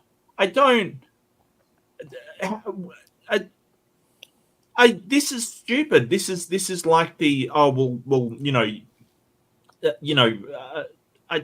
don't even know what this analogy is. So I think what I've learned is that Doolittle, not so great on the presentation, fantastic on the rebuttal. Gish, fantastic on the presentation. You've got to say he presented a lot of stuff. He sucks on rebuttal. This makes no sense. Yeah, and I also should point out that he's once again using the second law of thermodynamics incorrectly, because the Earth is not a closed system. We get energy input from the sun. It depends on what you say. It's closed if you're talking about matter, or almost closed if you're talking about matter. Energy-wise, yeah, it's not a closed system. You're right. Yeah, it's like there's fuel constantly being poured into our gas tanks. Now, granted, we have to eat other living things to refill our gas tanks, but the plants are just sucking up that photonic gasoline day in, not so much day out. I know there's a kind of photosynthesis. I think he's trying to point out that sort of events don't move naturally, kind of thing, that you can't make something that happens without some sort of driver behind that thing. But there's no reason why that driver can't be natural processes. Like I said, like if you get a strong enough flood, like the Missoula Basin flood, for instance, as Doc Dino pointed out, you've got boulders tossed through the air and things like that, like some incredible events, sort of occurring. And so natural events can make massive things happen. But I don't know why driving a car up a hill is in any way comparable to natural events. It's a really weird analogy. It's just non sequitur. It doesn't make any sense. So, yeah, it's well, we'll see. I guess ? I don't know. Now, it's Dr. a weird one.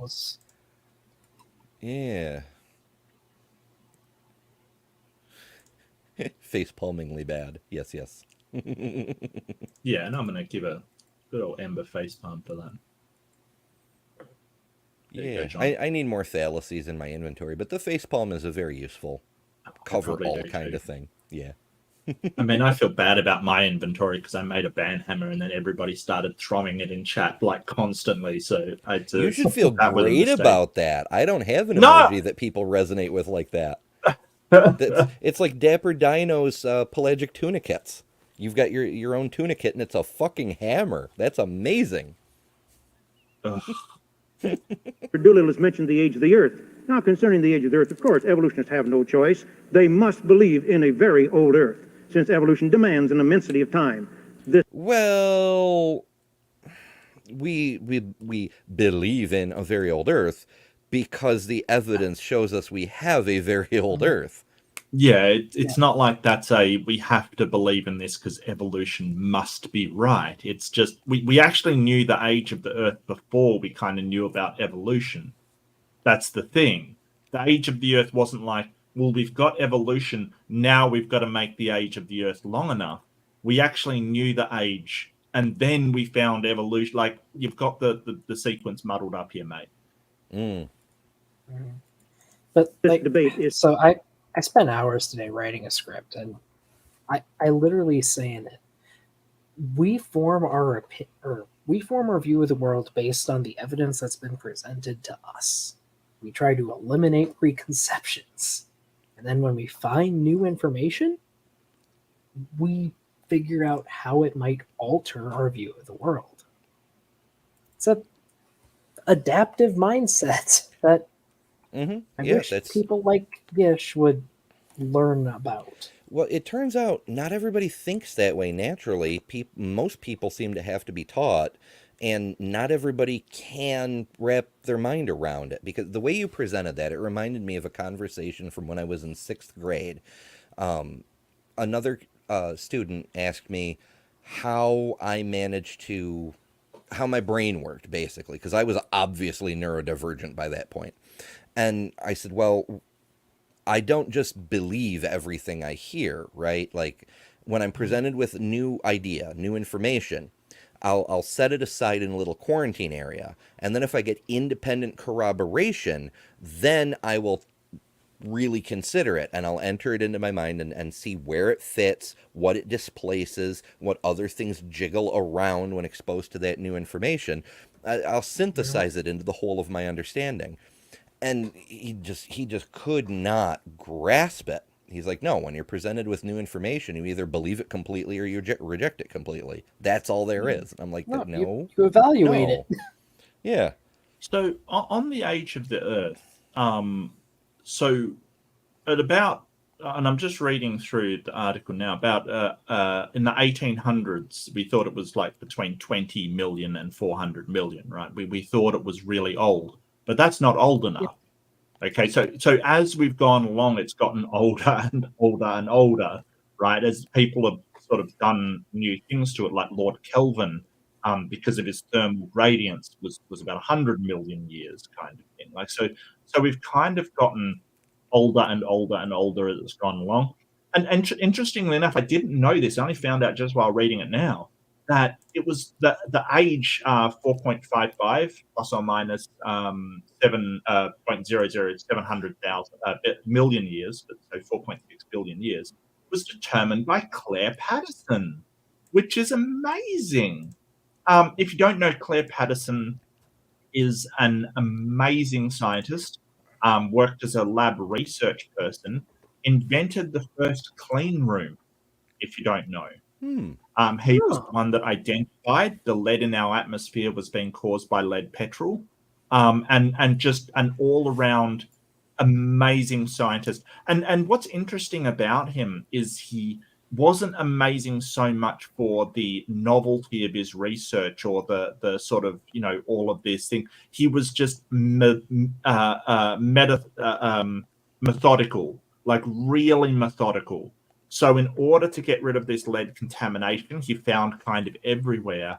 He scrubbed and scrubbed his room and took all of these precautions, and he invented the clean room, which has been such benefit to science over the years. It's incalculable.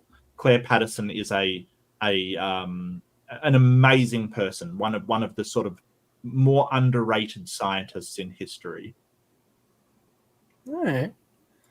And you were talking about like the first estimates for the age of the Earth back in the 1800s. I think I I'm think going to James sneak off for a Hutton sec. I will was be right back. I think James Hutton was one of the first people to try and do that. And if I recall correctly, But wasn't Hutton a theist kind of thing? He was a everyone was back then. Well, just about. But like his method for estimating the age of the Earth, I know there were atheists back then, but the majority of people were Christian. Sure. His methodology was based on sedimentation rates. Like he would go out and he would measure how much sediment accumulated in a body of water in a year. He made that calculation and then he extrapolated it to the thickest columns of sedimentary rock he could find. Yeah.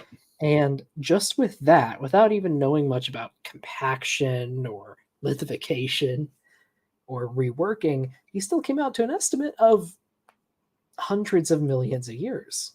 So he was off by an order of magnitude, but well, apparently not a he bad made estimate. the first calculations, but it was Charles Lyell that made it sort of famous Was it kind of Lyell? thing.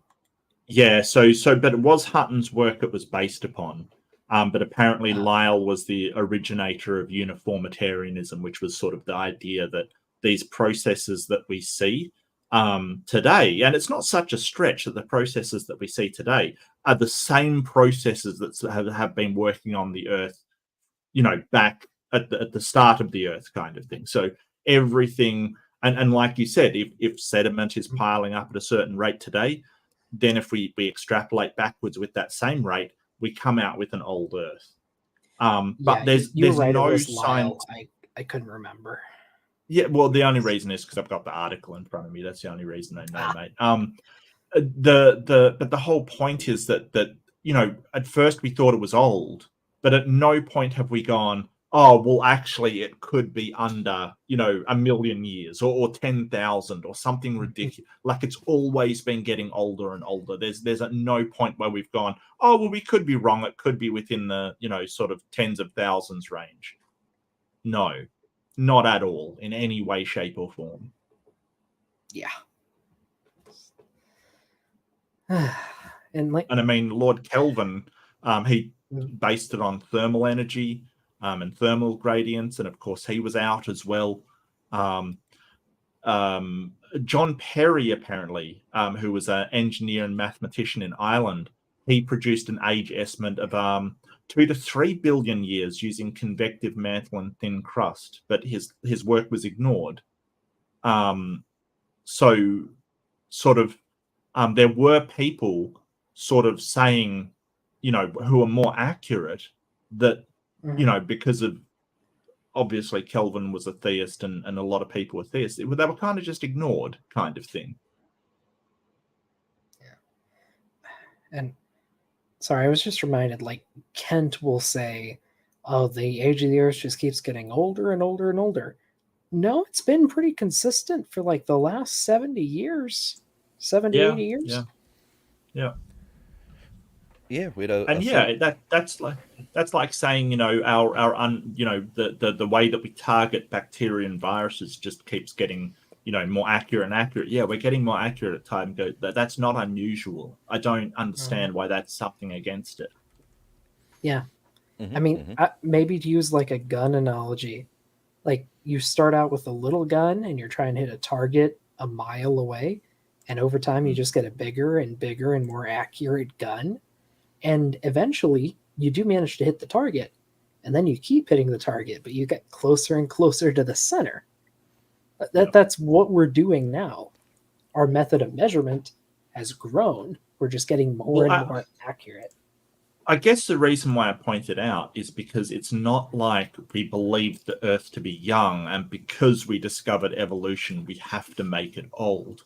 It's because the age of the Earth was found to be old to begin with, kind of thing. Like it wasn't like when Charles Darwin was around, we were thinking that it was 6,000 to 10,000 years old. That is not what the scientists thought at that time.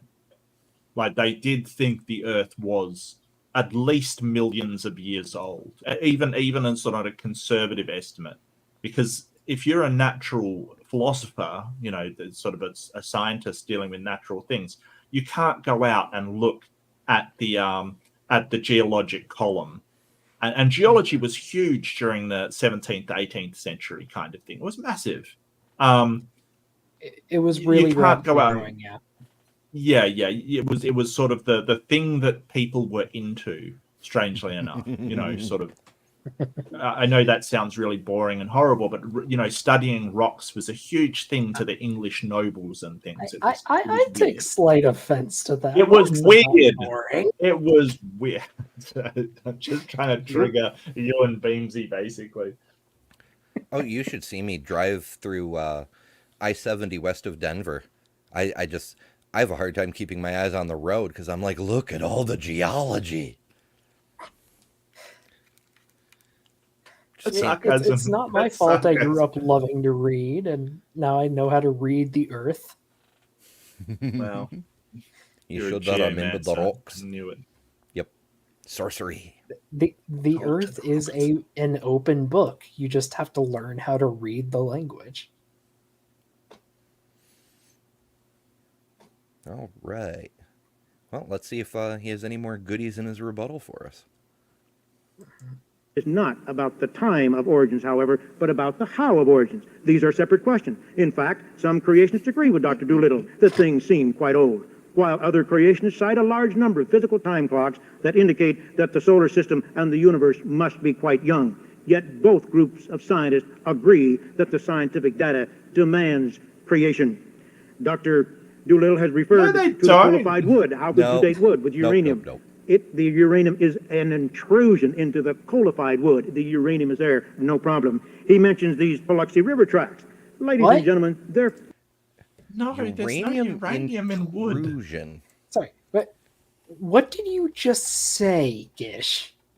He said that the uranium is an intrusion. I don't think he meant it in a geologic sense. I think into the wood, yeah. Coalified wood. Oh, coalified.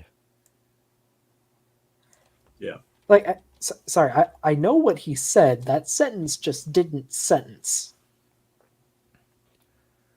So I think in geological terms, I don't know. I mean, it sounds like he's trying to say that it was that the uranium was it was a sample that had contaminated with uranium. I think. Does that make more sense? A lot of coal is slightly radioactive, right? Or maybe a bit more than slightly.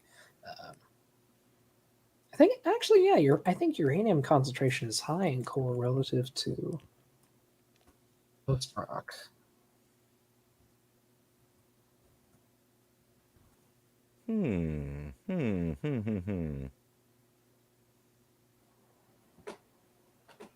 But if it's been contaminated with something, then we're not measuring the age of the wood, right? We're measuring the contaminant, and so you wouldn't want to do that, right? That is something you wouldn't want to do. That's a sample that you can't trust the age for. So even don't get me wrong, I don't doubt that wood has been contaminated by uranium. I don't doubt that in the slightest. But then why would you be trying to date the wood using the contaminant? That's silly. That's stupid. But once you know something's contaminated, you either analyze it, figure out how, or you discard it. Yeah, because you could learn a lot by identifying the contamination process, like your standard permineralization, fossilization process.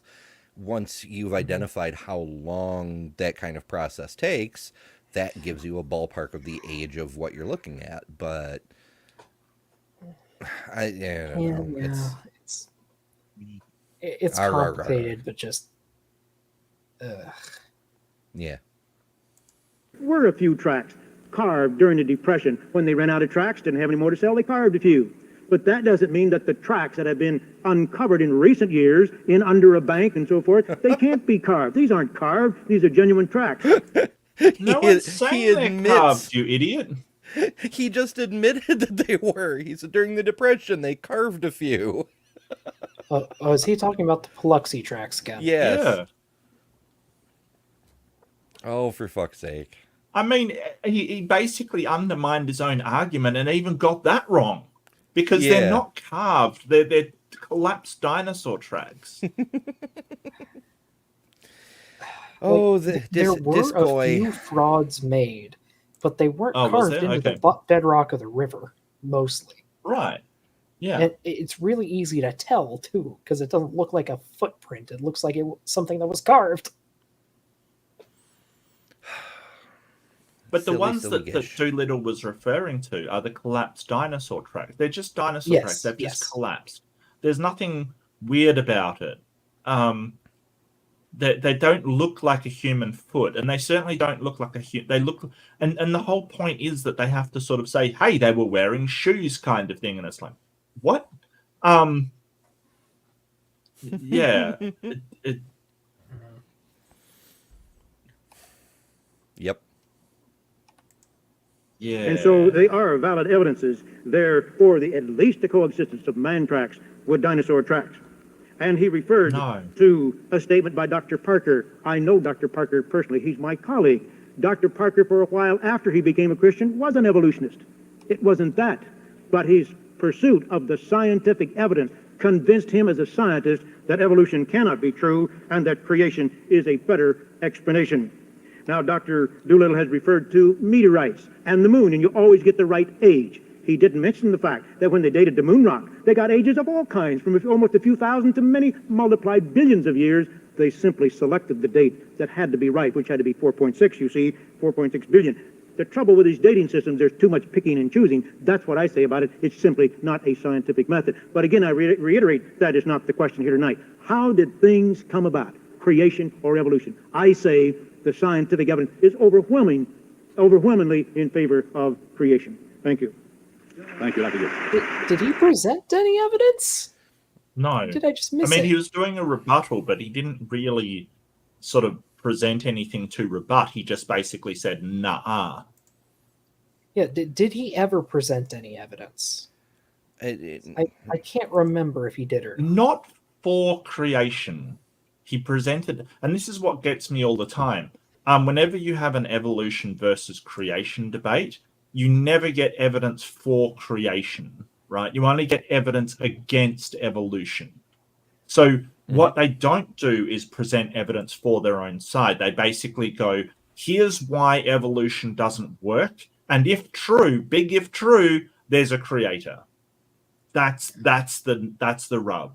It's a false dichotomy, as Ember pointed out earlier. Yeah, and an assumed conclusion, because it just Right. it hurts my head so much, because as we ourselves have mentioned in actual live debates, even if you knock the scientific view down to zero, now you're Right. 0 against 0. You have to give us some reason to believe in your Correct. side, or we're still not gonna. But they're not interested in that. What they're interested in doing is knocking it down to zero, and then saying, well, because no one knows, then let's teach both in schools, right? That's what they're interested in doing. That's why they're doing it in this way. They don't have to win against science, kind of thing. What they want to do is drag it down so everything's up in the air. Now we can push our religion in schools. That's essentially what they're doing. Hitchens razor. What's Hitchens razor, Doctor? I know spot quiz. What's Hitchens razor? I have no idea. Okay, so Hitchens razor is anything that can be presented without evidence can be dismissed without evidence. That's Hitchens razor. Okay. Yep, Wow. it was coincidentally, it was one of his more elegant solutions to the Gish gallop. Yep. Because when somebody tried it, they just make tons of weak assertions, and then Hitchens would just rattle them all off and be like, yep, those sure are words, but you didn't back them up with anything, so off they go. That which can be asserted without evidence can be dismissed without evidence. Yep. All right.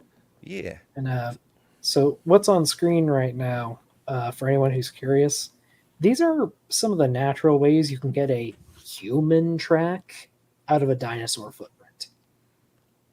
So you know how like your cat or your dog, they have their toes and then their leg kind of goes up and back.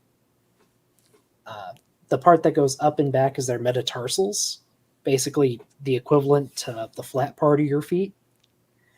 And sometimes when dinosaurs stepped on really muddy or soft terrain, theirs would kind of sink in a little bit behind the toes, leaving an elongated depression like this.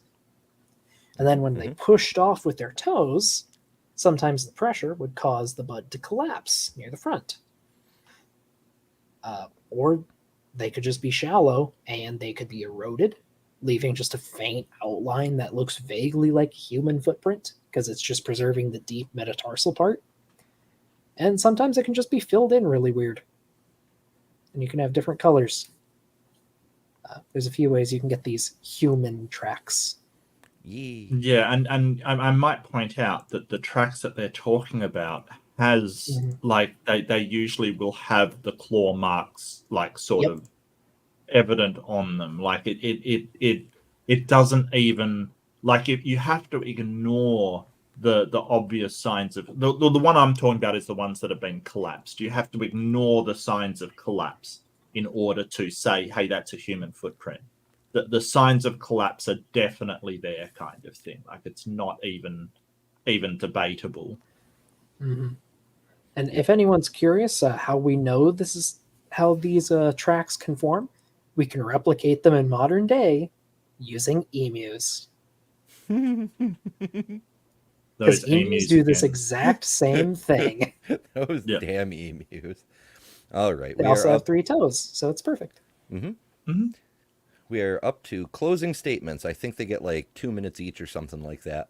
So okay, cool. Should maybe be quick.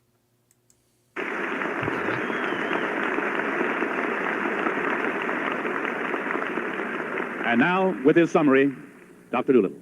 Still no age of the Earth in numbers there. I think that I know whether NASA's been lying to the president. Maybe the president ought to call up NASA and say, how old are those moon rocks? All right, summation. All living things, as we know them today, I would contend, are related through an enormous family tree. You through your parents, your grandparents, your great-parents, and as reprehensible as it may seem to you, all the way back to bacteria. You have enzymes floating around in your system that can be shown unequivocally to have amino acid sequences that resemble those that occur in bacteria. They could not possibly come about by chance in any possible way. In contrast, I find creation science is a pseudoscience. It distorts, it misrepresents, we've seen it tonight, it ignores facts, it's based on a narrow religious dogmatism. To put it in the science classroom, I believe, is to handicap America. It's to cheat our children. For only by an understanding of the logic of evolution are we going to understand the problems that we face as a civilization today. Mankind, if he doesn't understand evolution, cannot understand ecology. He cannot understand how we're drowning in this earth from an overpopulation and overexploitation of resources. To ignore these facts, I would contend, is to live a life of pretense and will certainly lead us on the road down to a dinosaur-like extinction. Therefore, I naturally favor the view of evolution. I know that it is the only explanation for our being here tonight. Well, that's succinct. He drifted off topic again, though. What was that argument from Consequence? Yes, correct. A little bit, yeah. But, I mean, he's not wrong, but that's not the point. I mean, for a closing, I feel it's kind of okay. Like he's built up that creation isn't built on any actual science, and ignoring the actual science can lead to problems. Yeah, that's very true. And I do like how he did manage to get something resembling the intuitization of the evolutionary model out there. Like, you can understand your own family tree. You can conceptualize. You're related to your siblings and your parents and your grandparents and cousins and so on and so on. And the shell just gets bigger and bigger and bigger. All you really have to do is just imagine it just keeps going. Eventually, you're related to everything. Well, I love that he didn't let him off the hook as far as that age of the Earth is concerned. I mean, all he's asked is how old is the Earth? It's the simplest question, and he's not letting him off the hook. It's wonderful because now he has to either Gish has to double down and sort of say an age which will seem preposterous to most of the audience, or he's got to avoid the question again, and it makes his position look really weak. Because if you can't answer the question, how old is the Earth, what right do you have to talk about where it's coming from or what the origin point is. Like, Yeah, I mean, at least have the Yeah. honesty to say if you don't know that you don't know, but to yeah. keep dodging. And I'm getting vibes of a really good debater who's called Ember, who used that in a flat Earth debate recently, who just kept asking, "What about lunar eclipses?" which was fantastic. Yeah, I really want to know. That wasn't just a tactic. I yeah. want No, to know I how that know, I works in their know, system. I know. But you know, that's something that we did. We just kept asking them the questions, and they refused. It makes them look incredibly weak, and he's doing the same for Gish here because it's a simple question, you know. And please explain how this works. When you're answering the questions and they're not, you've basically won it because the audience has to see that they're not answering questions. That was Yep. a good debate. That was a good debate. It's a shame that the last flat Earth one was absolutely terrible from the globe side, but I don't know if you saw that. It was awful. The Yeah, No, globe I was didn't. I only saw yeah the first part of it because I had another show to do. But yeah, it was. yeah I was really it was bad. optimistic. But yeah, I don't Jen know. dropped. Maybe we'll do a review on that one, but maybe not because it was pretty bad. Yeah But yeah, Jen started to make a point and then completely dropped everything yep and then killed. What was that? His name? Akil. yeah Kill. Okay. I think that was his name. Yeah, I'm bad with names as we all know, but Yeah, same. hopefully I got it close to right. He never quite landed anything, at least in the portion that I Right. saw. No, he just kept going back to you're un-American if you don't believe that the Earth is round for some reason. Like Oh, jeez. that was the essence of his argument. So So, two quick things. Like, first, I feel like it might be important to review a debate like that. Like, just show like the really poor arguments that our side can fall into, and just You may show have something like there. describe how to not fall into those. I feel like that's equally important as showing the good things. Yeah, you're not wrong. I don't know that there'd be much entertainment value in a review like that, but that is one of Jimmy Snow and many others' chief complaints about MDD is what if the people presenting the Yes. science side, the knowledge side, the accuracy side just absolutely fall down. Now all of a sudden it makes the flat earth look reasonable by comparison. Mm-hmm. At least I got And to then challenge Witsit again. Like in the chat, I was in the chat saying, "Hey, debate me if this is no, not interested." They're only interested in finding people like Jen and Akil and people that can't sort of answer them. They're not interested in debating people with answers. Mm-hmm. Yeah, which in turn also makes them look weak. Yes. And then also just out of curiosity, what would a lunar / solar eclipse on a flat Earth look like? Coin shaped. I don't know. It depends on what's underneath the Earth, the shape of the bottom of the Earth, right? But we've had lunar eclipses from all directions of like where it sort of obfuscates, you know, the Earth obfuscates the sun's light on the moon. So coming from this way, that way, every single angle has been observed, right? Yeah. And none of it shows any kind of flat side. So the flat earthers must then say, well, that's not the shadow of the Earth, or in some way it can't be the shadow of the Earth. It's some kind of manipulation, because if that is in fact the shadow of the Earth, there is no possible way that that projection of the Earth is not round when viewed from any angle. And the only shape that is round viewed from any angle is a sphere. That is the only way it can work. So they have to in some way say that is not the shadow of the Earth. I feel like you could I feel like that would be a simple animation to illustrate too. That could be kind of fun. Just need Yeah, sure. like an accounting for shadow. Yeah, Like, possibly. Possibly. Here is what eclipse look like from anywhere if you have a ball, just light ball shadow. Yeah, and I'm here's what it just looked like with the disc. People have done models with just a globe, sort of moon kind of thing, a globe and a flashlight. You can just get the shadow shape to be that curvature, from anywhere you shine the light on, kind of thing. It perfectly doable. And then if you do it with a flat plane, when you shine the light, of course, the angle changes so that you get a flat side somewhere. It doesn't matter what sort of angle you shine it on. That's the problem with the lunar eclipse, and it's why Ember kept bringing it up. How does that work? But they never will address it because it's one of those things that it's impossible to explain. Yeah. Oh, sure, John. It's not a true sphere. Yeah, it's an oblate spheroid. I gotcha. Yeah. But it's definitely not a flat plane. Like, that's something we know that it's not. Yeah. Yeah. And it's not a true sphere, but it's close enough to being a true sphere for common Just a little thick around the middle, all right? Don't shame the Earth's literally shape. It's can't beautiful. see it unless you're measuring it. I like a thick Earth. Come on. And that's just because of the rotation of the Earth. That's the only reason. It's just, we understand that why it has a bit of a thick waist. It's fine. It's fine. Yeah, it's not even that much. It's like the equator, the circumference is 24,901 in freedom units, and around the poles it's 23.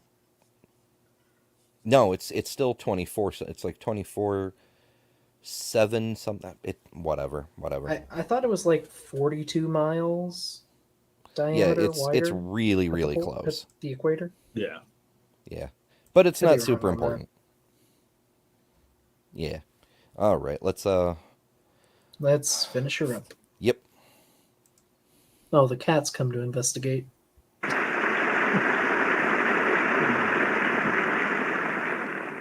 Thank you. And now Dr. Gish with his summary. Ladies and gentlemen, 3 or 4 centuries ago, the notion that the sun and other planets revolved around the earth was the dogma of the scientific establishment. And Galileo faced determined opposition from fellow astronomers when he suggested otherwise. That's true, which is another reason to not buy any of the bullshit that the church is selling, creationist science or otherwise. Because if the Bible or any other holy book of your choice had the truth, it would have said, that's not what's happening, this is what's happening. And then science would confirm that instead of contradicting that. But, what do I know? That's one of my salty areas. Pasteur and others about a century ago overturned the established dogma of centuries when they showed that living things never arise spontaneously from dead matter. Today, even though thousands of scientists are creationists and the number is growing rapidly, the notion of evolution remains a stifling dogma. Evolutionists seek to smother all challenges from within or without the scientific and educational establishments, concealing the fallacies and weaknesses of the theory and adamantly opposing a hearing for the scientific case for creation. Why is this so? Certainly not because the notion of evolution is science and the concept of of creation.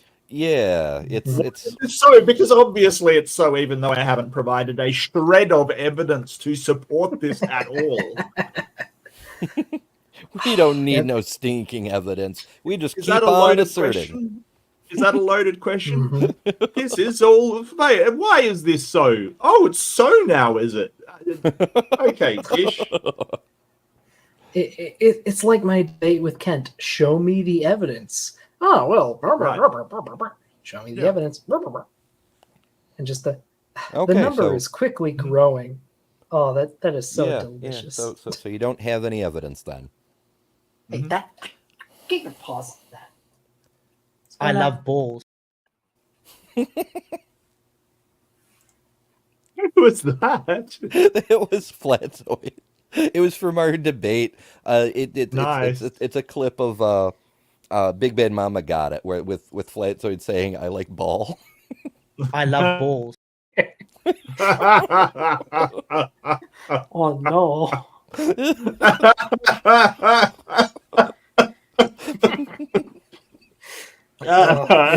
Those two were Oh, dear. something special. Oh, they were Honestly. great. They were great. No, the best was that gym guy just talking about the Black Pope and this. That was fantastic. Wait, what? I mean, I think I missed that. What? Yeah, No, Big Bad Mama's super chat. It was one of the early ones, maybe even the first one. It sent it was Jim Big Bad Mama, all the way off in the edge of conspiracy land. It was fantastic. And Ember and I don't know how we had this psychic communication, but we did. That we were just going to let him go. Like when Jim started, both I and Ember, without even talking about it, just went. And I felt like we were just psychically saying it to each other. No, please go on, Jim. Like we should just let this guy go, right? Yep, Yes, tell me more. Let this guy go. Like the more he talks, have some more rope, buddy. Have some more rope. yeah. It was beautiful because neither I nor Ember interrupted him in the slightest while he was on this what could only be described as an unhinged rant. It was gorgeous. It was just beautiful. Like now, the now level I'm sad I of... only tuned in for a couple hours because it was nice seeing you two in a debate together, but yeah, the other two it were was just, really good. Yeah, the other two were painful. Yeah, it was really fun. Also, incidentally, random related note, somebody misplaced a comment. I guess they used a forbidden word and the bot flagged it and sent it into the back of YouTube Studio. So I went to go find their comment to see what they actually said and if it really needed to be forbidden. And while I was back there was an alert from Page Mentions. And, there's a couple places like, you've mentioned me because I've been in videos on your channel and so forth. But there was one from a channel that I hadn't heard of before. Shoot, I don't even know if I want to dig for it at the moment because it's you have to go through so many pages in Studio to get to it.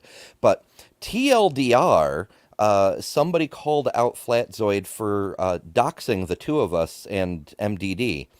Apparently, when he was doing his post-debate show on his own channel, he complained that the topic was never presented to him. And then to back up that assertion, he just pulled up the email with the everyone's email addresses on it and showed the email and showed all of our email addresses to the whole internet. Yeah, well, I mean, I'm not that fussed. I mean, I'm just... the address I have is on YouTube, and I use my real name, so it doesn't worry me in the slightest. Sorry, that is bad. This freaking form. cat is trying to eat the chair. He's trying to eat a chair. What? Okay, well, I mean, you can feed your cat whatever you want, Doc. I don't. I know you're not a biologist, but I don't think that's a good thing. First, I am a biologist. Second, you're 3 years old. Stop being a freaking kitten. Yeah, it's not super serious for me either, which is why I haven't made a big deal out of it, because it's the same email address that if you go to my YouTube channel page and click show email address, that's what you'll get. But still not cool. It is bad form. Yes, it is. It is bad form. Yeah. Doc Carrie-Ann is very amused. But blame my cat. Yeah, that's right. You behave, Sebastian Bach. Behave. Yeah. Oh, and Stenabel's got to go. Well, thanks for hanging with us. Bye, Stenabel. Yeah, we're almost done. We got like a minute more of Gish's closing. So yeah. So uranium infused wood on his chair. You're right. You're right, John. We figured it out.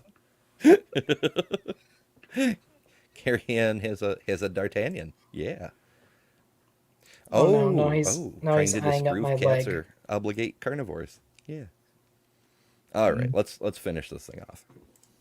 Is religion, I can think of two possibilities. First, it may be that evolutionists consider that our students are too ignorant, too illiterate to be exposed to these competing ideas of origins. They must be protected from error and carefully indoctrinated in correct ideas by those who consider themselves to be the intellectual elite, the sole possessors of truth. Secondly, having engendered this fragile tower of hypotheses piled on hypotheses where fact and fiction intermingle in an inextricable confusion, it may be that evolutionists are aware of the fact that the notion of evolution will fare badly if exposed to an open and determined challenge from creation scientists, and that if this is done, the majority of our students will accept creation as the better of the two concepts of origins. Whatever may be the case, it is urgent that our students be exposed to all of the evidence, all of the arguments on each side of this question, so that these two alternative concepts of origins, creation and evolution, can compete freely in the marketplace of ideas. Thank you. Oh, notice he doesn't cut him off, like turn his mic off like the other guy, right? Yeah.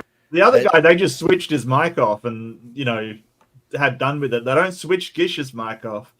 On the plus side, he didn't actually have anything. Like, it was just a thank you kind of thing, but... Yeah, I know.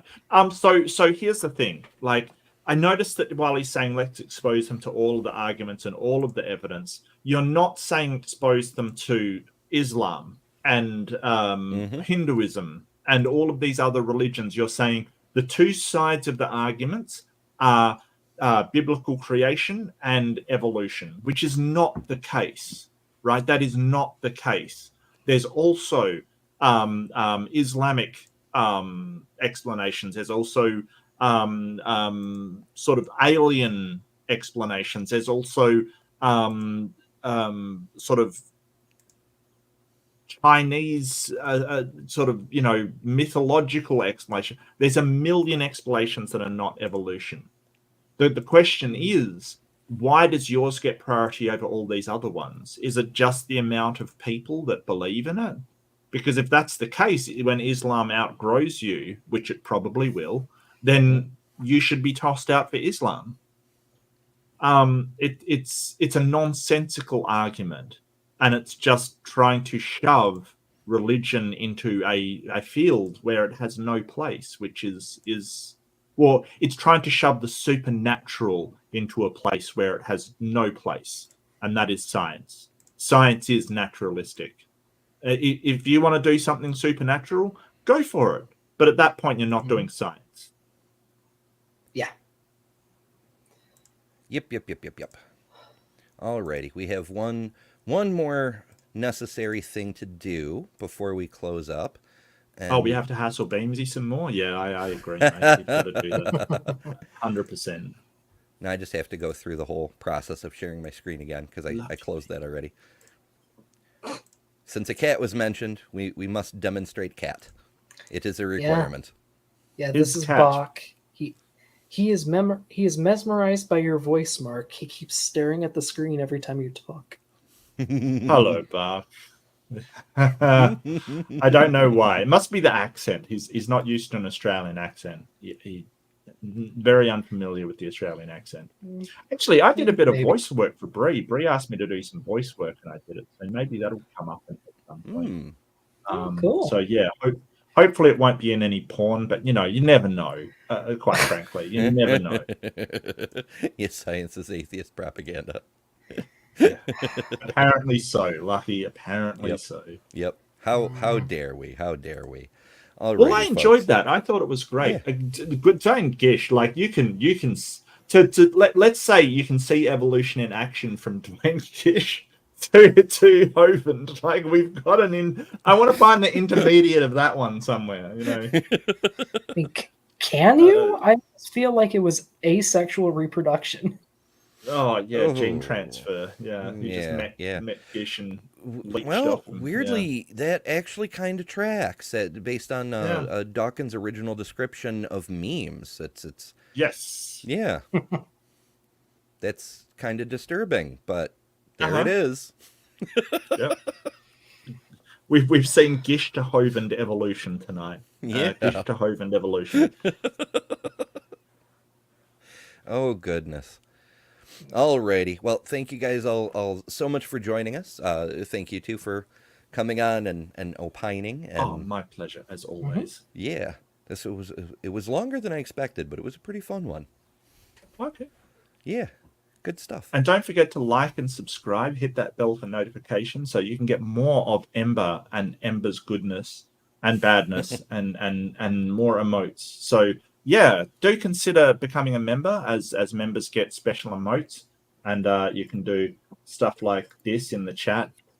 I don't know why I selected look at the trees, but because that argument it kind of came up tonight, kind of. Yeah. Oh, it says error. Try again. I'm sorry, your emotes are broken. No super. Oh, that's a YouTube chat issue. It's been doing that to me all week. It's really been terrible all week, right? Mm-hmm. Yeah, it's Yeah, big so grumpy time. please, But yeah, if you if do you- become a member, voting is still open for the next emoji slot. You can help pick what we get next.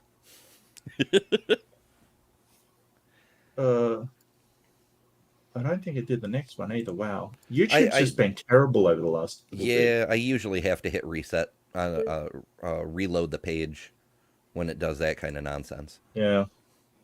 It's very unhelpful. C'est la vie. Ugh. Horrible. All right. No, that's a YouTube issue. That's not an Ember issue because that's been happening on my channel and other people's channels as well. So that's definitely a YouTube issue. I have plenty of issues of my own. Yeah. Yep. Alrighty. So as always, folks, thanks for hanging out with us. Appreciate the hell out of you guys. It's I mean, it's the reason we do these things. Otherwise, we just do them on Discord by ourselves or something. So thank you for or else watching. I would just be doing it for Doc's cat. That's all it would be. Yeah, absolutely. Absolutely. Thank you all so much for watching. Thank you for subscribing. And as always, remember, you don't have to make up a whole bunch of bullshit about the opposing side because you have no evidence to present because you are better than religion. Good night.